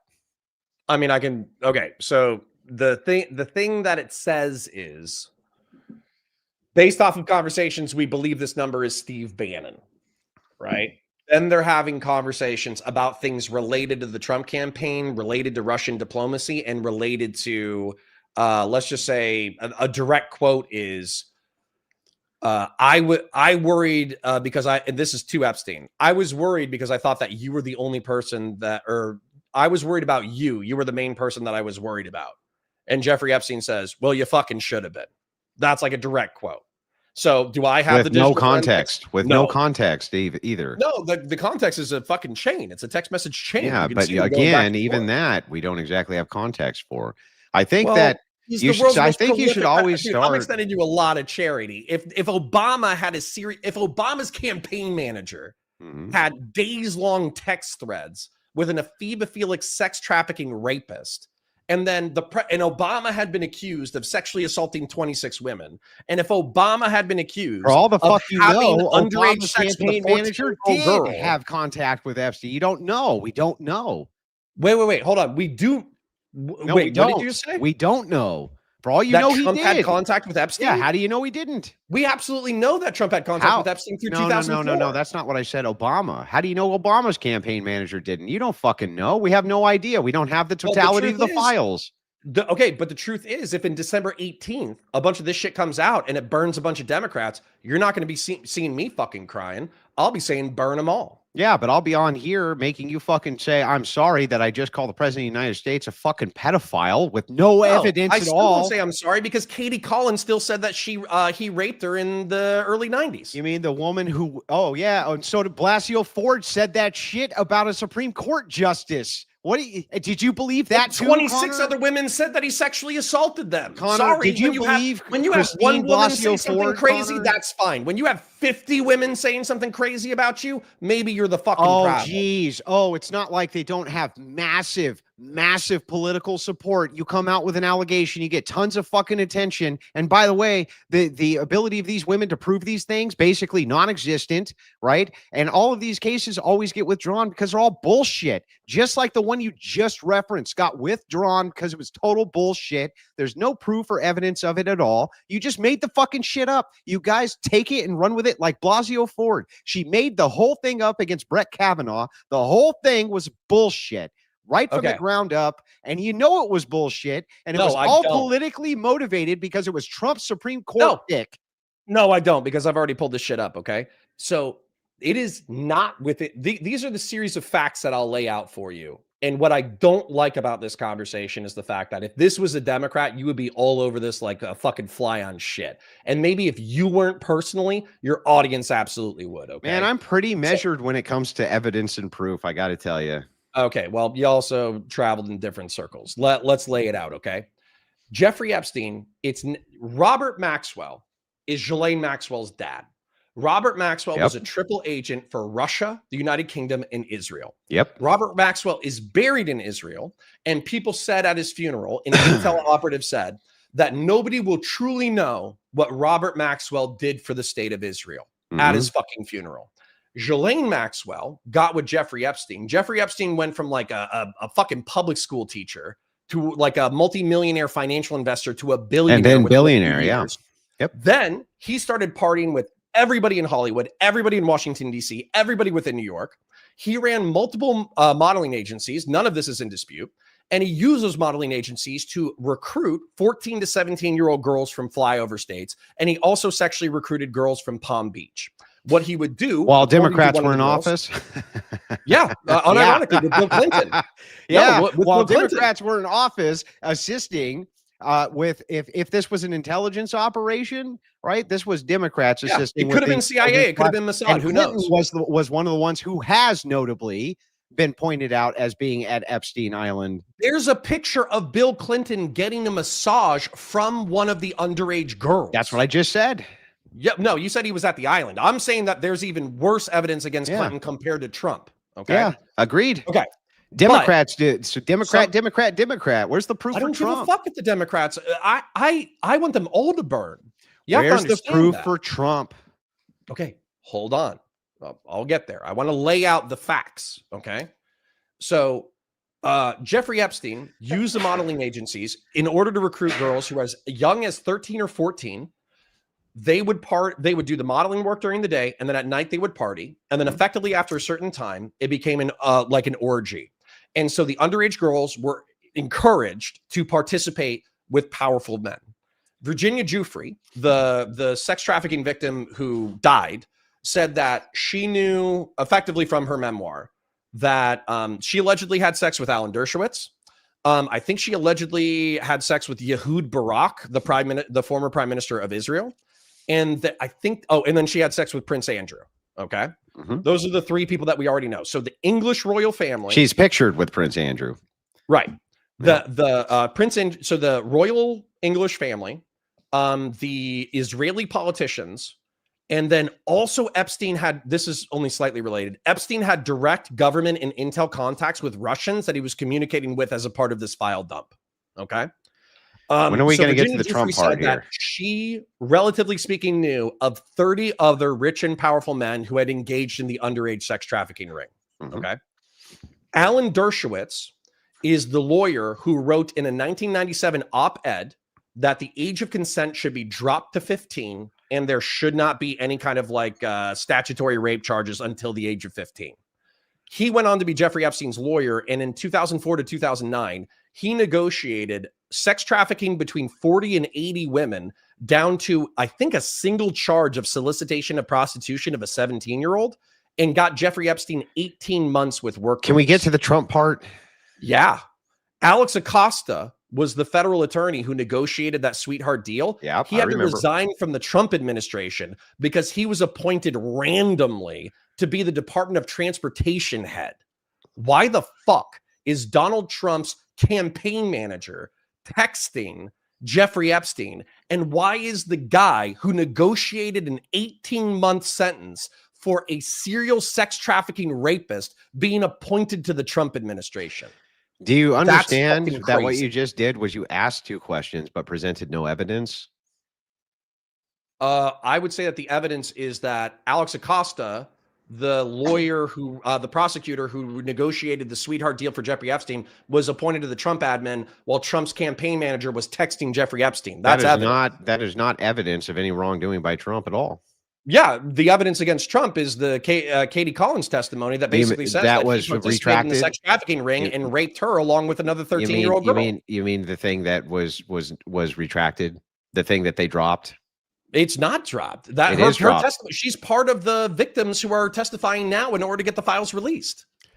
Okay, I'm sorry. The testimony by Stanton, right? Is that right? I would have to look up her name. I think her pseudonym was like Katie Collins. Yeah, Collins. Sorry, not Katie Stanton. So Collins, if I remember correctly, this was retracted. She dropped it. She dropped the actual criminal complaint. I think she dropped the suit, but she never dropped the allegations. Why did she drop the suit? Probably because she didn't think that there was any physical evidence after 30 years. Because there's not any fucking evidence. That's why. Okay. Jeffrey Epstein was known for sex trafficking women through the 80s, 90s, and thousands, and Donald Trump only stopped being friends with him after he recruited Virginia Giuffre out of Mar-a-Lago. Again, that's not and evidence that he went on did for anything. Another decade. Do you understand that none of this is evidence Trump actually did any fucking thing wrong at all? Oh, except for sworn written testimony from a victim and also photo evidence of him hanging out with them, and also like 40 like the victim statements that have been under seal for the past 20 or 30 years. And on top of that, another 80 women who have said that this happened to them. Yeah, just like Blasio Ford, who came forward and said, and all the Democrats said she was super credible because she was crying. If you want, I guarantee you, I don't give a fuck what if this was, let's say Bill Clinton was in power. Once again, you guys would be on this like flies on shit. Bill Clinton, when he was in power, so much charity to when this Bill Clinton was in power, he was reason. actually fucking one of his interns in the Oval Office. That actually happened. That was actually happening. I hope he burns. Yeah, but what I don't like is the right wing's lack of curiosity when it comes to the Epstein files.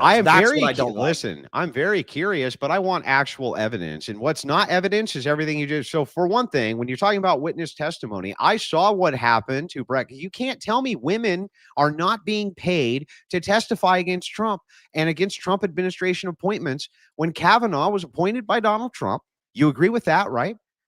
Do you agree? Sure. I think women can and lie Blasio sometimes. Ford was given a sweetheart multi-million-dollar fucking book deal to go in and testify against Brett Kavanaugh and say that he did all sorts of horrific things to him when he actually had evidence that that couldn't be the case based on an old calendar he had. Luckily for him, the guy had it.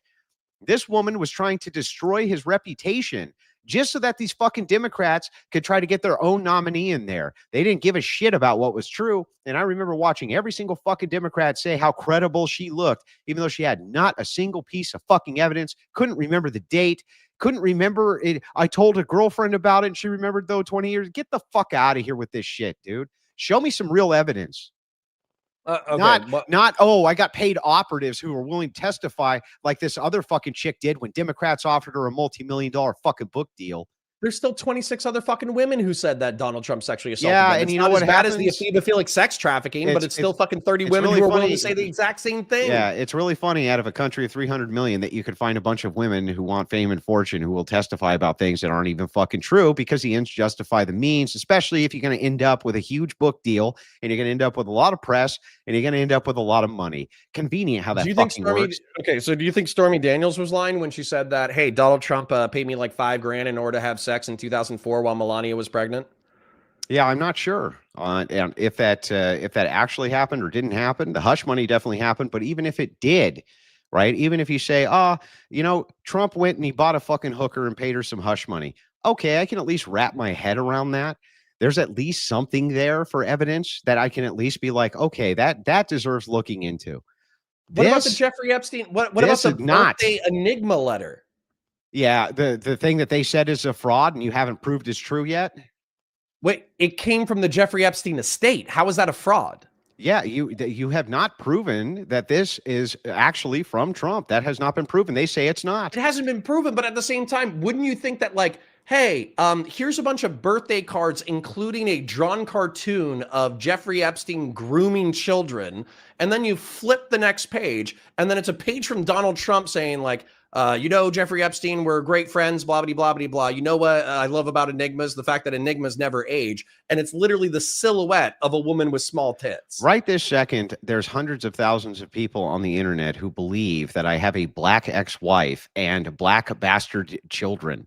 And there's nothing I could ever say that would ever change their mind, even if I showed them all of the evidence in the world. And here, right, the opposite is the case. Here, I'm willing, right this second, if you can provide real conclusive evidence that Trump has in any way, shape, or form engaged in sexual intercourse with minors on Epstein Island or in any way with Epstein, that I would love to see the evidence, and I'd be right behind you with him to fucking string the guy up. We can don't have it, Connor. You don't have it. Well, we can break bread on that, because realistically, we should probably just wait until December 18th, see what comes out, see what gets sealed by the DOJ, and we should just see what we have on December 18th, and we can take it from there.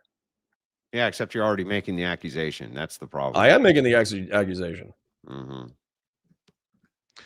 All right. So next one is the Dashing Rogue for $1.99. At the end of the day, everyone joined a gang. I'm not quite sure what that's referencing, but thank you very much. Fell Runner for $5. Please open a fresh jar of pickles. All right. I'm assuming that's for Andrew. Olives. Yeah, it was olives. Yes, get that correct. Airborne Animal for $10. Notice that the leftist liberal is not in control of his emotions and cannot help but to spurg out. No real argument about why Christian nationalism is wrong. Just everything's fine. What a joke. Well, let me defend Connor briefly here, right? Connor's always been a very animated personality. He comes out of the Twitch. Listen, Twitch poll, a lot of you guys don't know this, but that was a really brutal place to be, even as a centrist. And being an animated person was kind of necessary to the way discourse was done on Twitch politics. And that's the battleground Connor came out of. And so a lot of that is carryover. I don't consider that to be like a dunk on him that he's super animated or that he gets loud or things like that.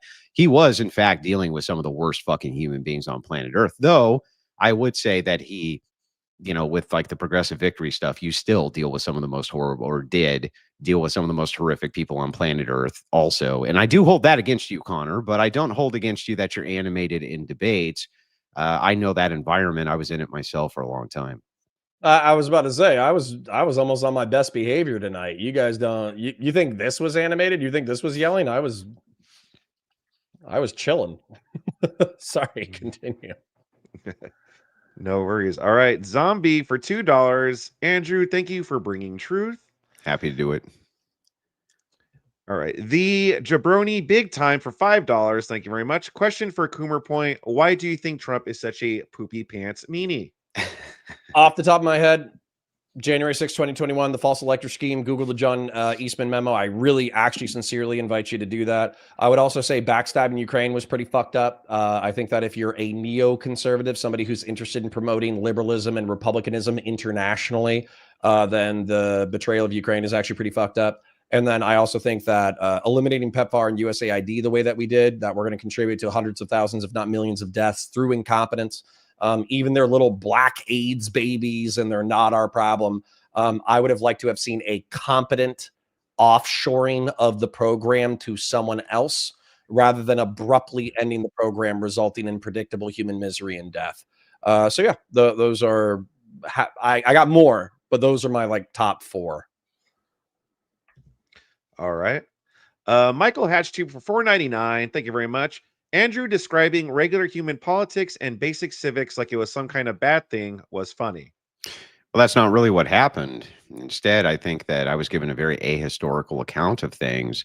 And I don't think that we're in the same position that we were when institutional authority was respected by the greatest generation during the 70s and 60s and things like that, even though kids were fucking, doing this hippie revolution.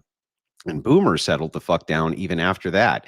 I don't think we're in the same place. And I think that that this idea that we are, and that this is not a rush to who gets in power first to change things how they want it, is fucking insane. And I mean, it's pretty obvious to everybody, or you wouldn't have these emergent political groups coming up, which haven't come up before, like Christian populism, for instance. That is not a thing that you would have seen in days past, but now it's become a necessary condition because Christians can't even talk. So, all right. Thank you very much, Philip Rivard, for $2. The left to us. Don't believe your lying eyes. yeah. All right. XBTWXD for $10. Connor, your entire defense is my system as if it's a counter to extremism on the right. The Constitution was written by Protestant heretics who did a literal coup against their government. Yeah, you're right. No, Connor, your entire defense is my system as if it's I don't think that we're there. And it kind of, I think, weirdly enough, I think Andrew's probably the most sane Christian nationalist out of all of them. But I don't think that overthrowing the Republic of the United States, the Constitution of the United States, the way that we've established laws, the way that we do due process, I don't think that the material circumstances that we're in right now are worth overthrowing the government. I also think that there's a bunch of fucking Civil War LARPers, and I would use the F slur if I could, but for monetization purposes, I won't. I think there's a lot of people who think that you're going to get a gun, you're going to run outside, you're going to get into a gunfight, the government's going to be overthrown, and then boom, you're done. Whereas an actual civil war is losing friends, losing family, losing power, losing access to guaranteed food, drinking dirty water, being miserable, and maybe getting shot or killed by complex either anti-governmental forces or governmental forces. And I think that if you look at the misery in Ukraine, I'm not in a rush to see the United States of America be like Ukraine.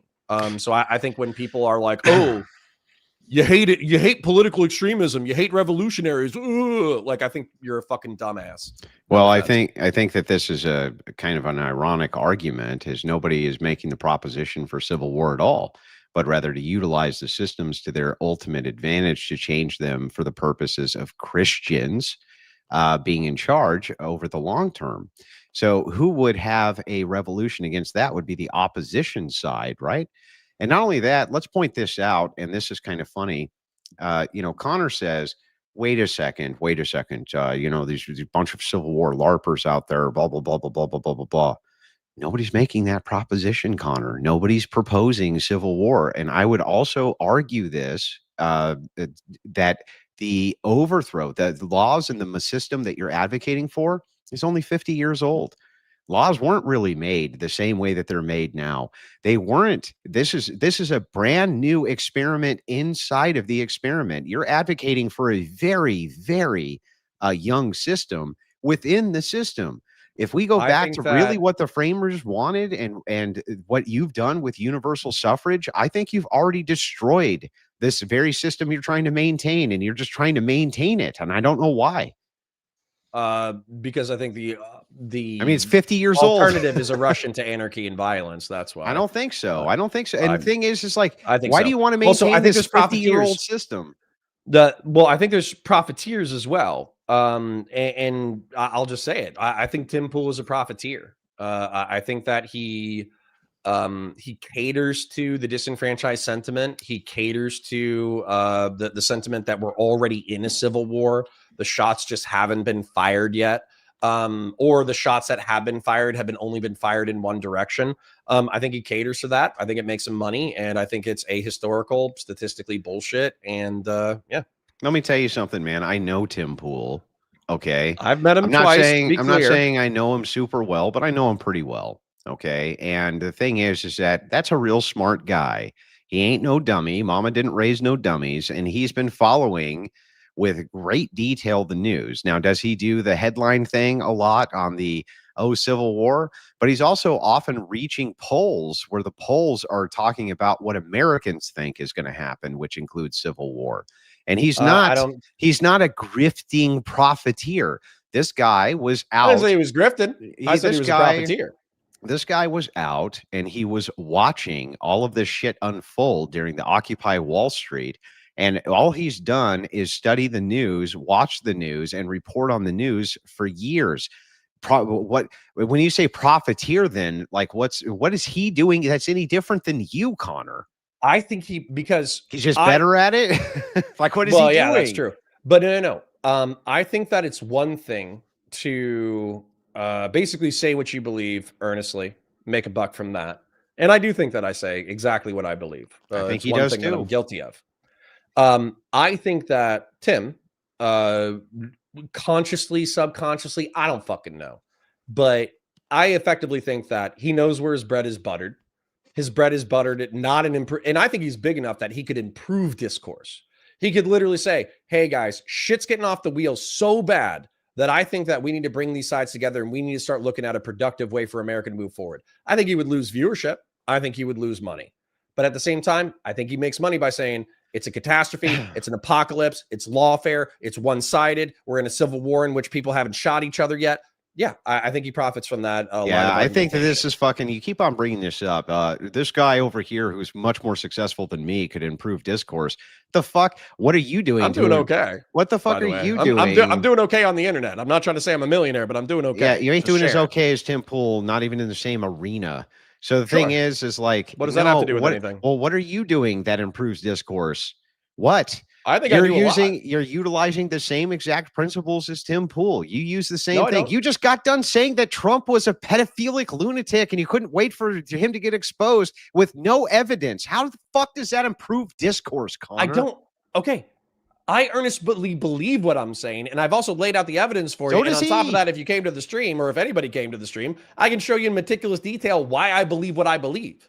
I can back it up very specifically. So does he. He does the same thing. He's using polls. He's using data. He's talking about what he believes. How is he bringing discourse down in your I'll give you a very specific example, okay? Pisco, friend of mine, goes on to the debate, like IRL debate with, who is it? Like Gavin McInnes and a few other people. I forget where they're at, but they're at a bar. They're doing a debate. And the debate brings up Epstein. And Pisco basically says, hey, we got like a shitload of evidence. Trump admin is sweeping for it. You guys basically know that something's going on and you need to fucking call this shit out or else I think you're being hypocritical pussies. And Gavin McInnes says, I don't give a fuck. Like I would have to find the exact quote, but he basically says, oh yeah, Trump might've raped a few underage girls. Who gives a shit? And then he just makes a joke out of it and the entire audience laughs. Now, if I was Tim, putting myself in his shoes, McInnes has charisma, and I was a serious person, I just want to finish this. If I was a serious person who actually like gave a fuck about the Trump admin and gave a fuck, I'd be like, yo, what the fuck? I'm a fan of Trump or whatever, but if he was an ephebophilic sex trafficking rapist, I would throw his ass under the fucking bus. That would be a sane response. But instead, they just swept, move the conversation right fucking Why do on. you keep saying they as though Tim Pool's Gavin McInnes won? Hang on. I don't remember the other First of all, person, Tim Pool, Gavin Pool McInnes is and not Gavin McInnes. Gavin McInnes is hang on. It might have Connor, been the crazy guy. Connor, the I crazy just guy let who you likes go. McInnes. Just give me 1 second. Alex Stein. Again, Tim Pool is not either Alex Stein nor is he Gavin McInnes. Gavin McInnes is a comic, first and foremost. He's a funny man. Oh, come on. Okay. He's been a political commentator for infinitely longer than he was a comic. Well, the thing is his political commentary is based around comedy. That's what makes it so successful. Oh my God. No, Connor, chill for a second. Let me make the fucking point. Him sticking a dildo up his ass in order to own jihadists doesn't mean that he doesn't actually believe that Islam is a threat to the Western just let me world. make the point, and then I'm going to give you a chance to respond. So just let me make the right. point. The thing is that, yeah, he's been a fucking comic forever. He does comedy news. That's what he does. You can't get mad at the guy because he's fucking charismatic and made the audience laugh. It's ridiculous. And more importantly, not even in defense of Gavin McInnes, but what the fuck does that have to do with Tim Pool believing what he believes or not, or how he's bringing discourse down by bringing people together to debate in public, especially giving little piss ants like Pisco an opportunity, who was a Destiny hanger-on, okay, until Destiny fucked a bunch of shit up and now is still going back and sniveling and stuffing his nose up his ass. That is bringing fucking discourse down. Is pretty independent. He's very independent. Oh, so give me a fucking break. He's been stuffing his nose right back up the Coomer Gremlin's ass, and you know it. And on top of that, you told me that would never happen, and it did, by the way. And you need to admit that you said, Andrew, that'll never happen, but it did happen. And by the way, wait, hold on. What would never happen? That was a Twitter exchange when I said the second that this blows over with Destiny, Pisco will be right back and stuff his nose right up his ass. He's not. And you and Red Hat were like, no, he won't. And yes, he fucking did. And by the way, let me point this out. Dude, they're like oil and water at this point. Yeah, I don't agree with your assessment of their relationship. Well, hang on. Let me point this out too. And this is a very important point. How does it de-escalate or in some way bring down discourse because people like Pisco are given an opportunity on a huge fucking program like Tim Pool's show to debate with personalities they would never have any access to otherwise? That would be bringing discourse up. I don't agree with your characterization, but hold on. Oh, give me a break. I'll answer your question. Is a tiny creator. Gavin McInnes and Stein are huge, and he had the opportunity to debate him, and you're going to beat up on Tim Pool for it? I'll answer your question. I get frustrated with Pisco because I don't think Pisco improves discourse, because Pisco is on the Democrat warpath. He wants to fucking stuff the court. He wants to incarcerate people for like insurrection 10 years after the fact. He wants to bar any Trump people. Well, I don't even know if this is his position, but I have to assume that it probably is. He wants to bar, this is Destiny's position, not Pisco's. But let's pretend for the sake of argument that Pisco wants to bar anybody who supported the MAGA establishment at all from having office by saying that they're aiding and abetting the Trump administration. You know what I'm saying? Like, I'm how does it bring discourse down, though? I don't think Pisco improves discourse. Yeah, but how are they bringing discourse down by bringing these people together to have these conversations who really want to have them? Water. You got one guy saying that, oh, I don't care if the president is a pedophile, and then you got another guy saying, people disagree. If I get elected again, I'm going to incarcerate you. People disagree. That's not bringing discourse down. That's elevating it. Oh, no. Saying, yeah. I don't care if the president is an ephebophilic sex trafficking rapist is not elevating discourse. And saying that you're going to incarcerate every Republican. Hold on, let me finish the sentence. It's important. Go ahead. Saying that you're going to incarcerate every Republican to the right of Adam Kissinger is not improving discourse. The fact of the matter is that you having access to a person who you disagree with, who's saying these things you disagree with, is indeed improving discourse. And the thing is that all these people that you fucking currently hate on the Christian right so badly, maybe you don't hate them, but you disagree with vehemently.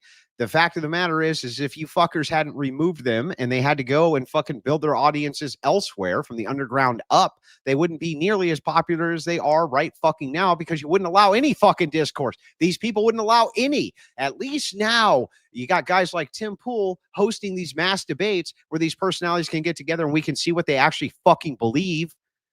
Okay. When I was in Twitch politics, I think you're familiar with this, I effectively was, while probably being, I think centrist is an apt description. But while being a centrist, I was probably the furthest right on Twitch politics that was tolerable to these people. And I punched left the entire goddamn time because they'd lost their fucking minds. They used What you I'm as a telling you heel. right now, You were a heel. yes, but what I'm telling you right now is, in my opinion, politically, the right wing has run so far fucking right that I think that they are almost analogs to the conversations that I was having in 2020 and 21 when the left was dominant on social media. I think you guys have lost it to a fucking extent. Well, I don't know where you're getting that from. It seems like the takes from most of the right wingers are fairly sane in comparison to what these lefties are doing. And on top of that, let me just point this out, Connor. I just want to point. I don't want to talk about COVID, but just I'm not pretending going. that Hang COVID on. is I Nazism just is want to fucking point crazy. one thing out, that which is really Yeah. important. The fact that you were allowed on Twitch was because you were a centrist. Guys like me, we weren't fucking allowed over there. I was able only to go on and have debates because I refused to stream there so I wouldn't get kicked off so I could continue to have them. That was the only it's probably fucking 'cause you said reason. mean things about trans people. I get it. Well, no, it's not just because of that. It's because I told the truth about a lot of things that they hate. And if I never said a word about trans people, they would have booted my ass off that shit. And you fucking know it. And I know it. And everybody knows it. And the thing is that's why I never was able to stream on Twitch. And you know that I would have fucking made a fortune if I had. I'm a great entertainer and a great commentator. They wouldn't allow it because I would have got thrown. It would have cost me all the debates. Because you were a centrist, how is that not you being a fucking profiteer? Why shouldn't I think that Connor Because adopted 99% of his my position because he was allowed on Twitch where he could make some fucking money? listen, I'm just gonna be real. 99% of my audience is on YouTube. Twitch never blew up for me. Yeah, but I mean, the thing is I'm just pointing this out. You were at least allowed over there to make it blow up, and other people weren't. And I'm just asking you to extend the same fucking grace to them that they would extend to you before you call them an evil profiteer, because I think that you getting on board with Progressive Victory was evil profiteering too, Connor. Okay. All right. So just so we have a lot more super chats, so I'm just gonna be reading the $5 questions and up from now on, just to move it along. Thank you very much, Joshua, for $5. If Connor is dismissing censorship against right wingers because the system held up, why is he crying about January 6th again? The system held up. Stop crying. Go fuck yourself. Actually, that's a really good criticism, bro. Is it? Yeah, it's a pretty good Is it a good criticism? I Yeah. wasn't saying that censorship on the left was good. I'm saying that we survived. Saying that we survived by the skin of our fucking teeth on January 6th. Dude, I'm sorry, but being able to create a social media platform is not the same as overthrowing the Republic of the United States. What the fuck? No offense, dude. Like, I know you can bant, you can think, you can throw down. Some people in your audience are fucking retarded. No, well, this is a good internal critique. You can't bitch, right? Yes, I can. I you're can bitch about overthrowing the Hang Republic. on, What the fuck? you're saying the system held up. So why are you crying about it? Right? The I didn't system say held why are you up. crying about it. I said that it fucking held up, so the system is working. I didn't say you couldn't cry about it. Okay. All right. As a matter of fact, I agree. Just to prove this, I agree with everything that you just fucking said. Not only should you have been on Twitch, being barred from Twitch made discourse worse. You know who the other heel was? Lecture fan. I And know. that motherfucker couldn't string a sentence together to save his goddamn life. Whereas when I went on, I just destroyed all of Twitch poll over and over and over again and enjoyed it. The problem is And I you wasn't should have allowed. been free to do so. Yeah, but I wasn't allowed to be there to be an entertainer, was I?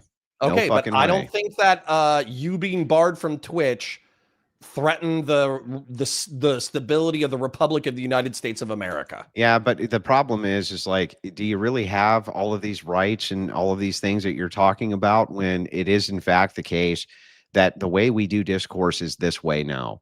Between people and commentators, you have thousands upon thousands of people watching your face right this second having this discourse, which is why you wanted to fucking have it. And so if that's the case, Connor, you know that what they fucking did to us when they fucking deplatformed, depersoned, debanked all these right wingers and these wave after wave after wave, you know what they fucking did. And the system wasn't there helping us none.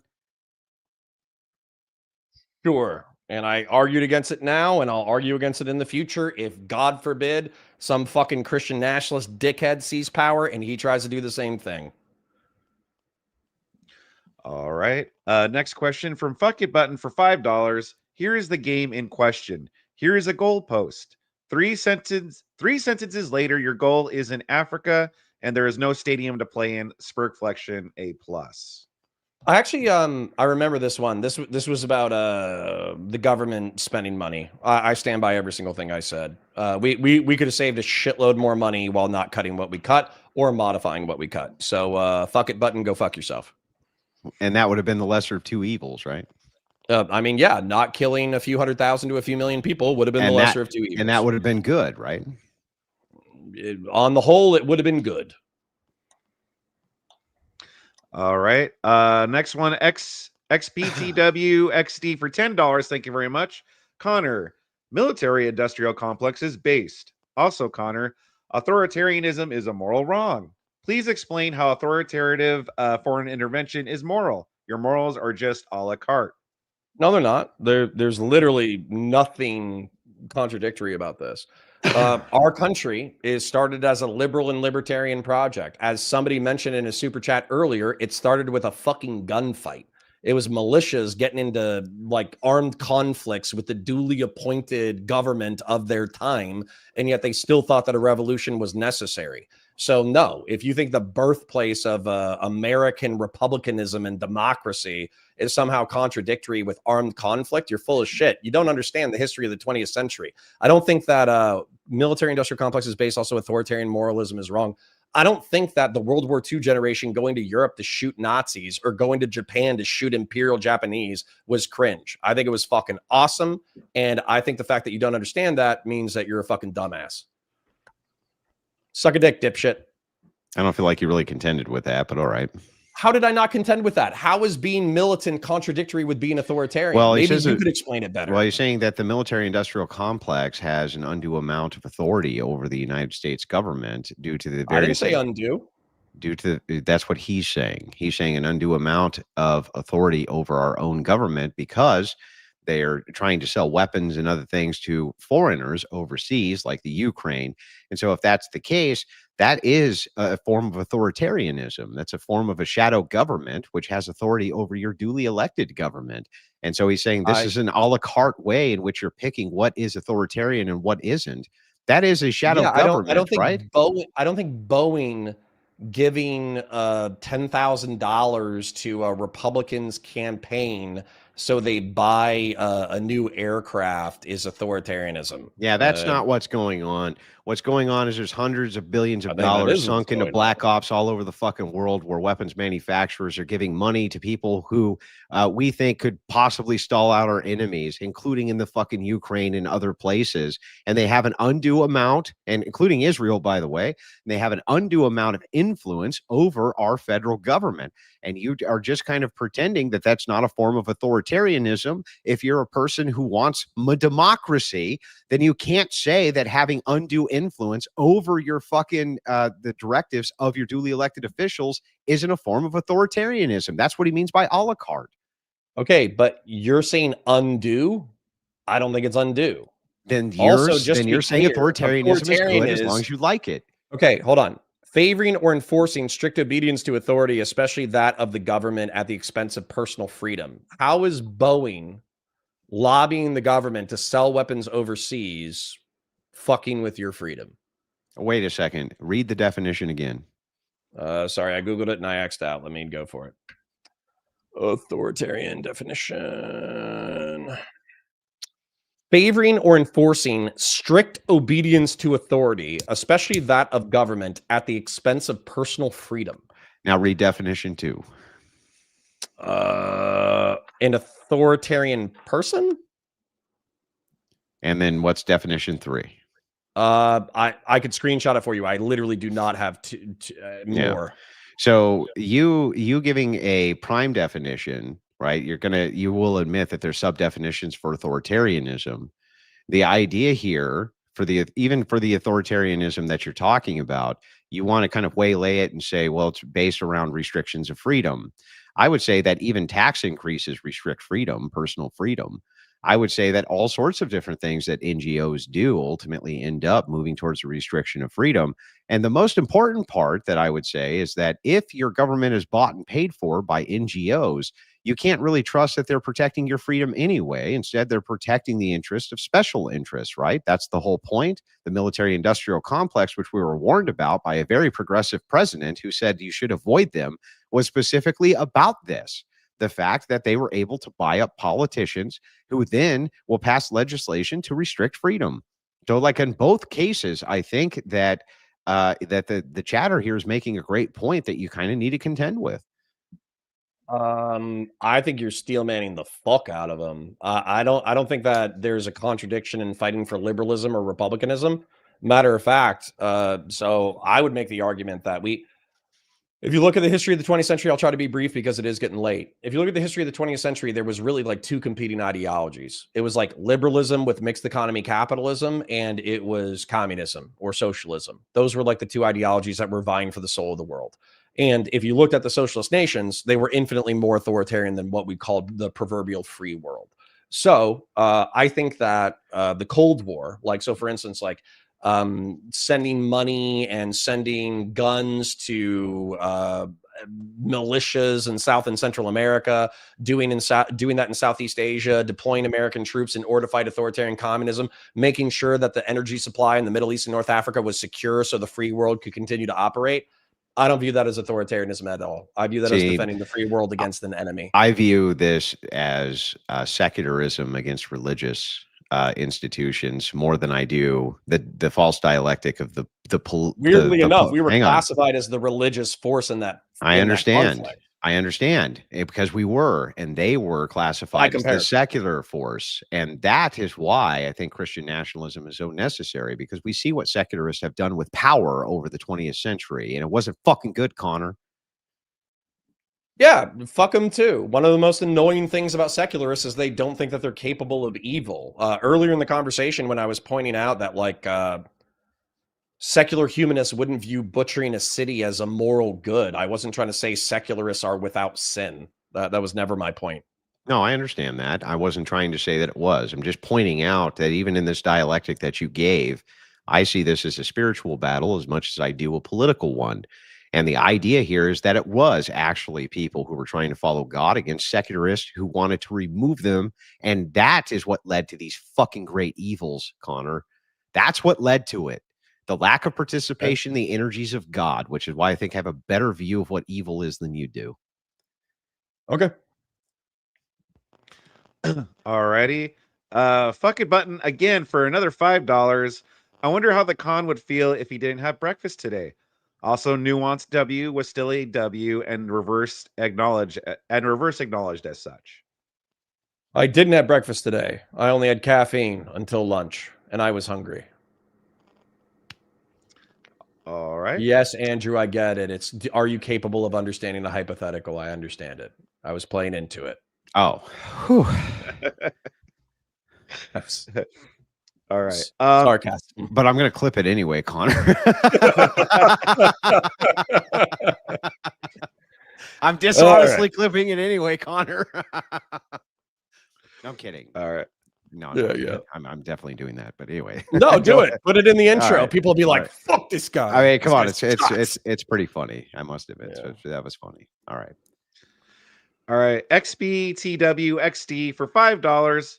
Connor, in a secular society, there is no reason to butcher an entire city. Please explain Hiroshima and Nagasaki literally butchered civilians. I think we did get into that pretty detailed earlier. If I didn't finish that sentence, what I was trying to say is that I think few secular humanists would view butchering Hiroshima or Nagasaki as a good thing.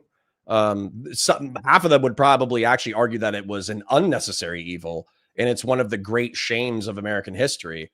I would personally argue that it was a necessary evil. And then we get into our whole good versus evil circular conversation, and I don't think we need to do that again. Yeah, I'm not going to.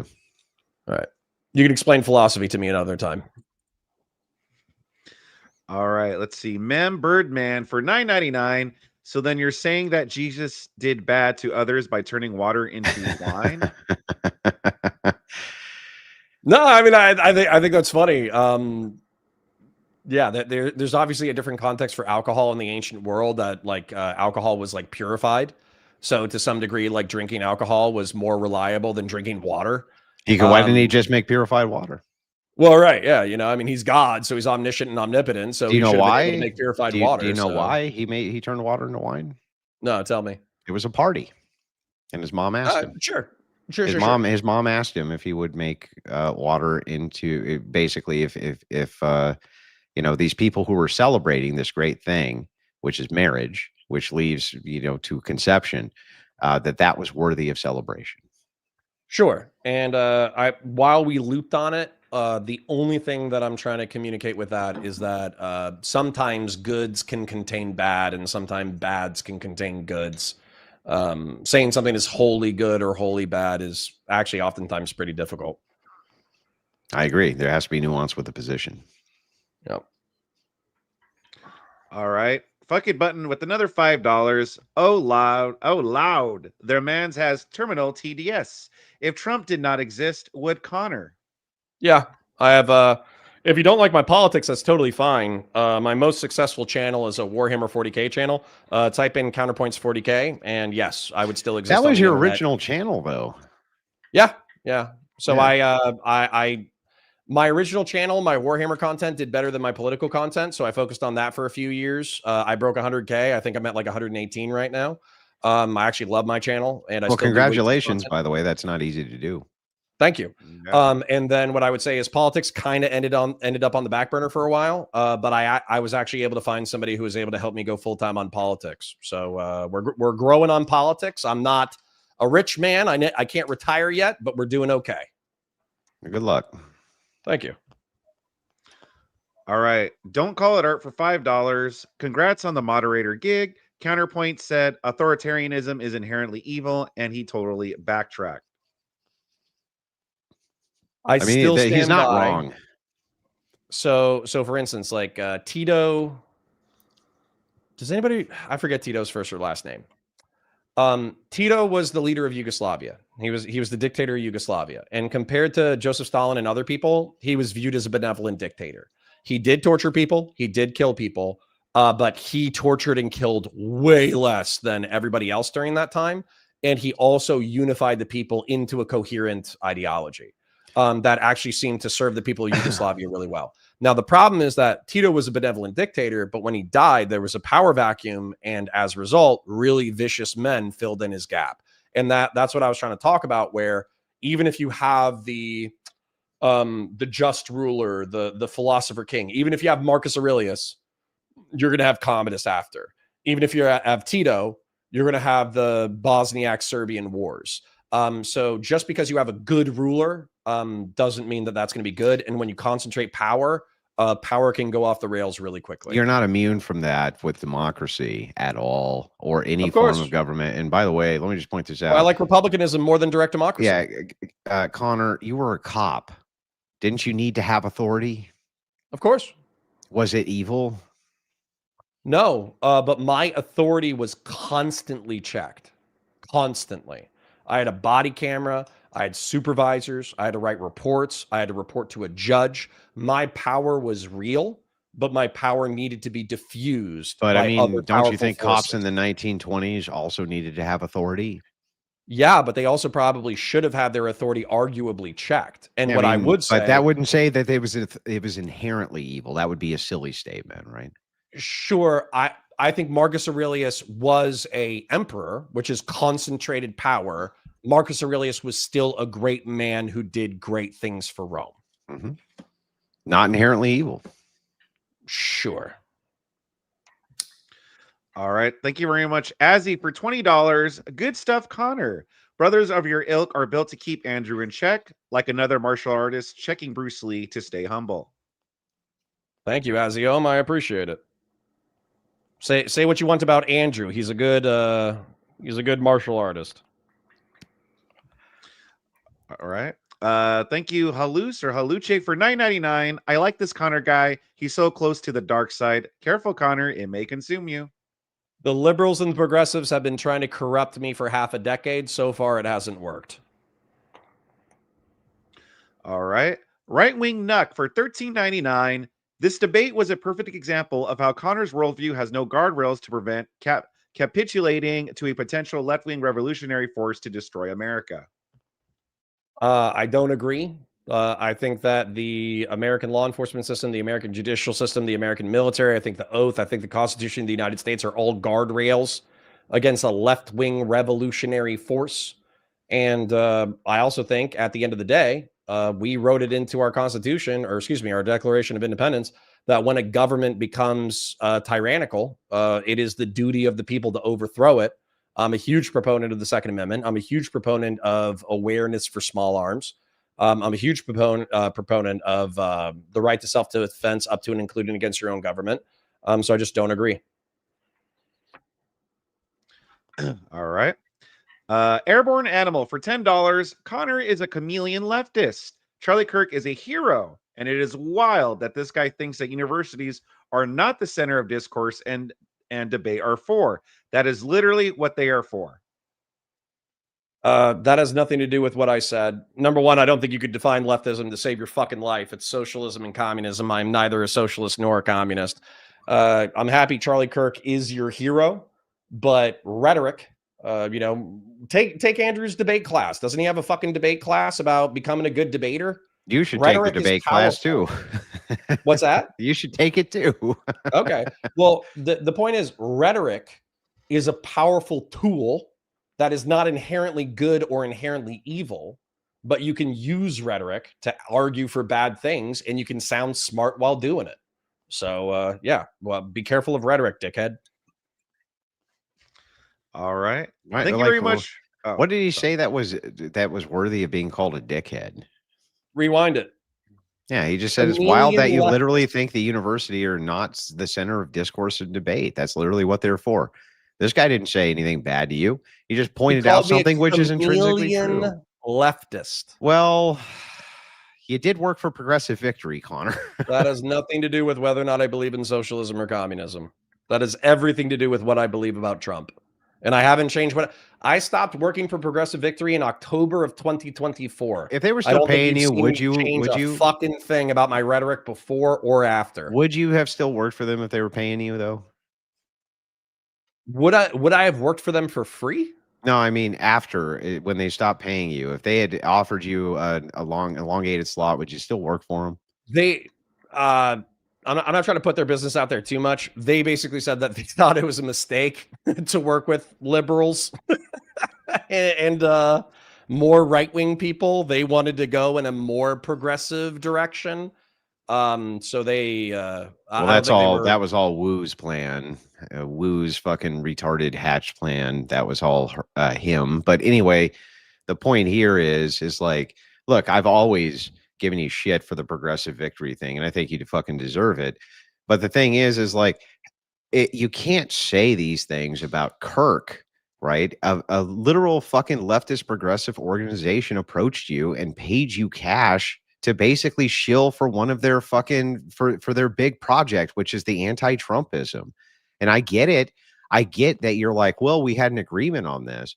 But ultimately, you know that this was a destructive group run by fucking Woo. Why in the world would you then fucking try to bash on Charlie Kirk for debating with college kids? You're working essentially with the enemy here, right?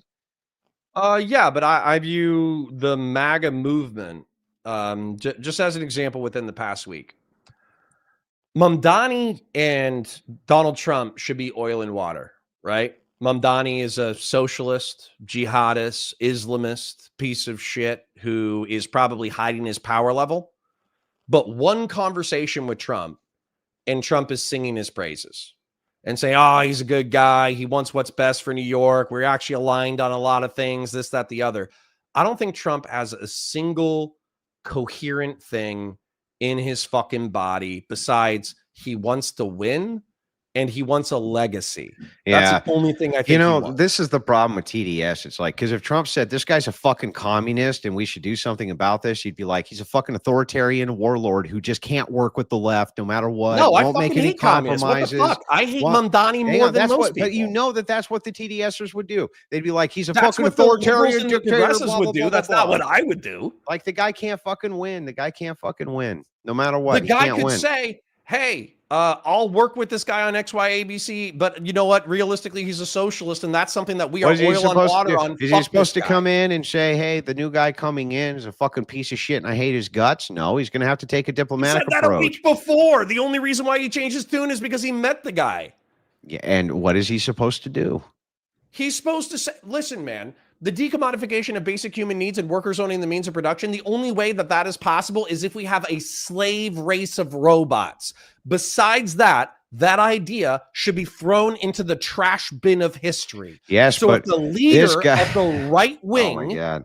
If the leader of the right wing is cozying up to this fuckhead, yeah, that's a mistake. You cozied up to progressive victory because you thought they had something you wanted to do. 80% of them aren't communists or socialists. What are you? Yes, they fucking are. Do you want to go through the list? Vosh and his ilk. Destiny isn't a communist. Destiny isn't a socialist. Not just Destiny. Let's talk about Vadim. He was a part of that. He's definitely a fucking socialist. I don't even Destiny know does like socialist policies. By the way, Progressive Victory, they were also courting Dean Parker. These are socialist people as well. We could go through. I don't even know if Parker is a socialist. We can go through an extensive list of these people because I went through all of them, and yeah, they were fucking socialists. And the thing is like it's fine for you to kind of cozy up to them for the purpose of the thing that you want. But if Trump is trying to be diplomatic towards this guy, suddenly the TDS takes over, and it's like, come on, man. I think, hold on. I think this is a thing that's in your community where you guys think that I just like go over there and I'm like, you know what? Actually, everything you guys say is correct, but I'm a conservative. That's not what fucking happens, man. Watch the content. Pisco and I fucking fight about everything.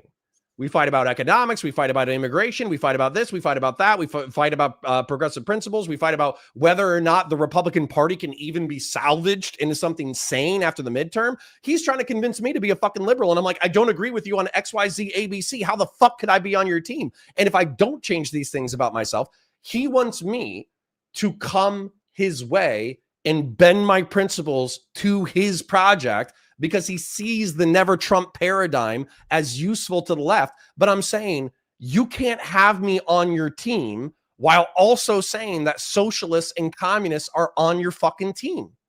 It's mutually exclusive. No, so fuck yourself. Well, wait a second. It wasn't mutually exclusive. Okay. For yes. a general election voting block, not for like actual long-term political projects. Yeah, but the thing is like this is a long-term political project that these people have. No, it's not. If Trump would have lost, he would have been gone, and the Republican Party would have needed to reform. No, the progressive victories of the world wouldn't go away. They would just move to a different project within those confines. And the thing is that the enablement of such organizations is detrimental to everything you ultimately believe. And that is, in fact, the truth, Connor.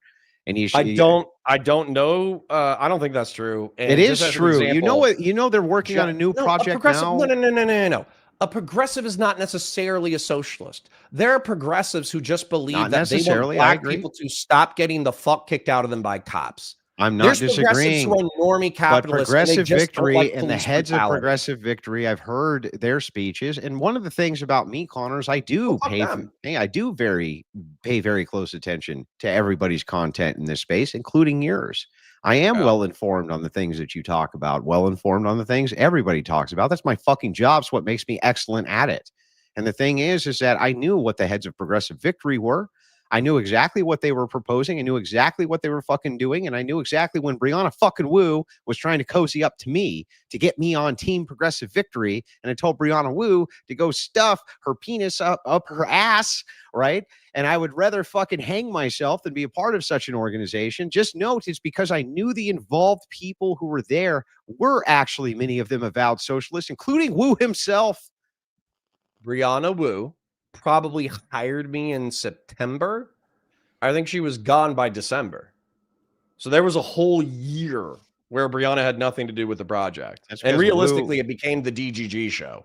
Yeah, well, Wu was trying to build a coalition for this place based around the fact that right-wingers were giving validity to the socialist politics of Progressive Victory. And that is a very socialist organization. If you listen to what the heads talk about and why they wanted to infiltrate the red pill, because they were trying to move young men out of the red pill and over to the left. That's why they were courting conservative or middle of the road content creators because they thought that they could bribe you, get access to that younger audience, and move them left. And I knew all of that shit, Connor. And the thing is like, you shouldn't have. Yeah, I don't think you should have done that. It was terrible. Honestly, it was a terrible thing to move into. And these fucking people were avowed socialists. And it's like, for you to say that Charlie Kirk is somehow a bad guy, it's like, or Trump for working with a leftist, it's like, you did the same shit on that. I don't. Okay, the difference here is I'm not pretending that all in a like there was never a time, never. You will never be able to find I might say, oh, Vosh can be funny, Vosh can be charismatic, he's rhetorically gifted. You might find me saying stuff like that. You will never, ever find me being like, you know what? Vosh is right on policy. We have a lot in common on policy. That clip doesn't exist. Yeah, I'm not saying that it does, but you do give validity to an organization who can use your name and its face in order to say, hey, we have right wingers on board with us too. And they were promoting you as a right winger. And that isn't bullshit, because they were. You were the right wing portion of the organization. I believe in Edmund Burke. I believe in the Constitution of the United States. I am a Republican philosophically, so they can use me that way. Yeah, I get it. But that's what they were using it for. There's a dozen never Trump Republicans left in America, and I am one of them. Okay. Well, come to the dark side, Connor. I have to fight the dark sides on both sides, and I'm not going to lie, it gets tiresome. All right. 512 Texas Red for $10. Thank you very much. Connor is such a disingenuous POS. Out of one side of his mouth, he says destiny makes discourse worse. Then out of the other, he defends him when he said that conservatives should fear for their lives. F you. Okay, I'll explain this one too. Although, Jesus Christ, it's getting late, guys. Although I'm happy to hang out. I'm having fun. I'm getting tired. That's all I'm saying. Okay. I swore 2 oaths to the Constitution of the United States. One as a law enforcement officer, one as a military member. And I took those oaths pretty seriously because I either potentially had to die for them or I had to kill for them. And part of that oath is effectively being willing to defend the Constitution of the United States against all enemies, foreign and domestic. If you try to overthrow the Republic of the United States, I hate to say it, but you're definitionally my enemy. So I'm happy that Trump failed. I'm happy it's not a civil war. I'm happy that Mike Johnson said that Donald Trump is done after his next term. I'm happy that we don't have to go to bloodshed. But yeah, if you advocate for the overthrow of the United States of America as a republic, then you're definitionally my political enemy. I hate to say it. So, all right. Okay. All right. Thank you very much, MKK I3D 15X for $10. Trump played the Democrats by making the Epstein shit look like something that was going to hurt him so he could get Dem support, also to demand their release. And they did. Trump played Dems like a fiddle. I think this might be the dumbest person in our chat. Why would you call Nancy Mace and Marjorie Taylor Greene trying to get them to get off of the petition? Why would you bully Thomas Massey if you thought that it was going to be good for you politically? MK Kid, you might be the dumbest person here. All right. XBTW for $5. How is paying hush money to Stormy Daniels as a private citizen a crime, Connor? You just equated that to Epstein accusations. You're struggling, bro. I think the way that it was a crime was that he used his lawyer to pay the hush money. That way Stormy Daniels wouldn't know that the story was being bought by a third party. And then he reimbursed his lawyer from campaign funds. So I think it was a campaign finance violation. And then equated that to the Epstein accusations. You're struggling, bro. Listen, man, I'm just saying, if it walks like a duck, talks like a duck, if it cheats on its wife while its wife is pregnant, if it hangs out with pedophiles, if it talks about banging young chicks, then maybe it banged underage chicks. So quite the stretch. Pedophile duck. Quite the stretch. Well, we'll see on December 18th. All right. Jake P for $4.99. Leftist policy requires force because no one actually wants it. It requires stealing to make it possible, which kills the incentive it steals from. I think that this person would probably think all taxation is theft. So I don't. It's okay. A lot of forms of it are. All right. Gaming Trucker for $5. Sorry, but that's not true. I don't agree 100% of Tim Pool, but he always brings all sides to debate and have a conversation. We'll fight about it another night. Yeah, we actually do have to wrap up. We've been going for hours. In respect for Connor's time, I'm gonna have to call the stream here. Plus, I have to get to an invasion tomorrow evening, so I got to be well rested. And this debate went well over, but I do appreciate you moderating this for us. Cool, it's very kind of you. Yeah, no problem. Thank you both for coming on. I appreciate it greatly. It's been great, and it was a great debate. It was a great conversation between you guys. Yeah, if you guys wanted to shout out where we could find you guys, anything you want to promote real quick before heading out? Sure. If you hate my politics, but you thought that I was funny or I have a nice talking voice, check out Counterpoints 40K. I'm also starting up Counterpoint Star Wars and Counterpoint Sci-Fi. Those are my side hustles to my side hustle. And then also, if you want VODs and or political debates, check out Counterpoints Politics and Valor Media Network. VALOR, Media Common Spelling, Network Common Spelling. We should have a debate on whether or not the Jedi were actually the evil bad ones. guys. Yes, because if you think they're the bad guys, we're actually on the same team. Oh, damn it. Okay. Well, then Jedi were good guys. That's what I meant to say. You can find me at The Crucible. I'm the host of the one and only Crucible. I'm Andrew Wilson. You don't have to go very far to see content of me. It's all over the place.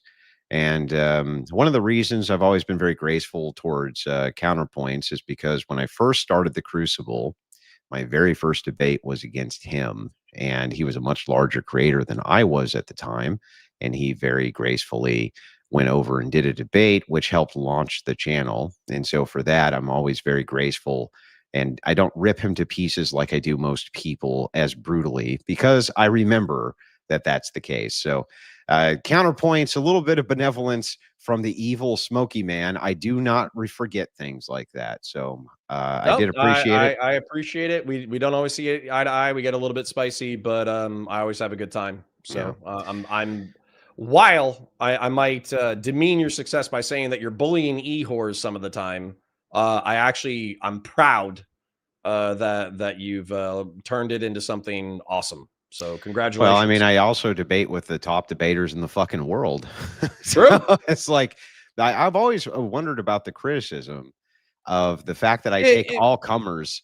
No. It's a lot of these feminists, they have fucking degrees. They're way better educated than me. You know what I mean? And it's like, why the fuck is it that I can debate with 2 PhDs in a weekend, Daniel Kikikachu and then Richard Carrier. And then if I go on to talk to a bunch of fucking poli-sci majors, somehow because they have a pussy, that means that it's completely invalidated. It's the weirdest shit to me.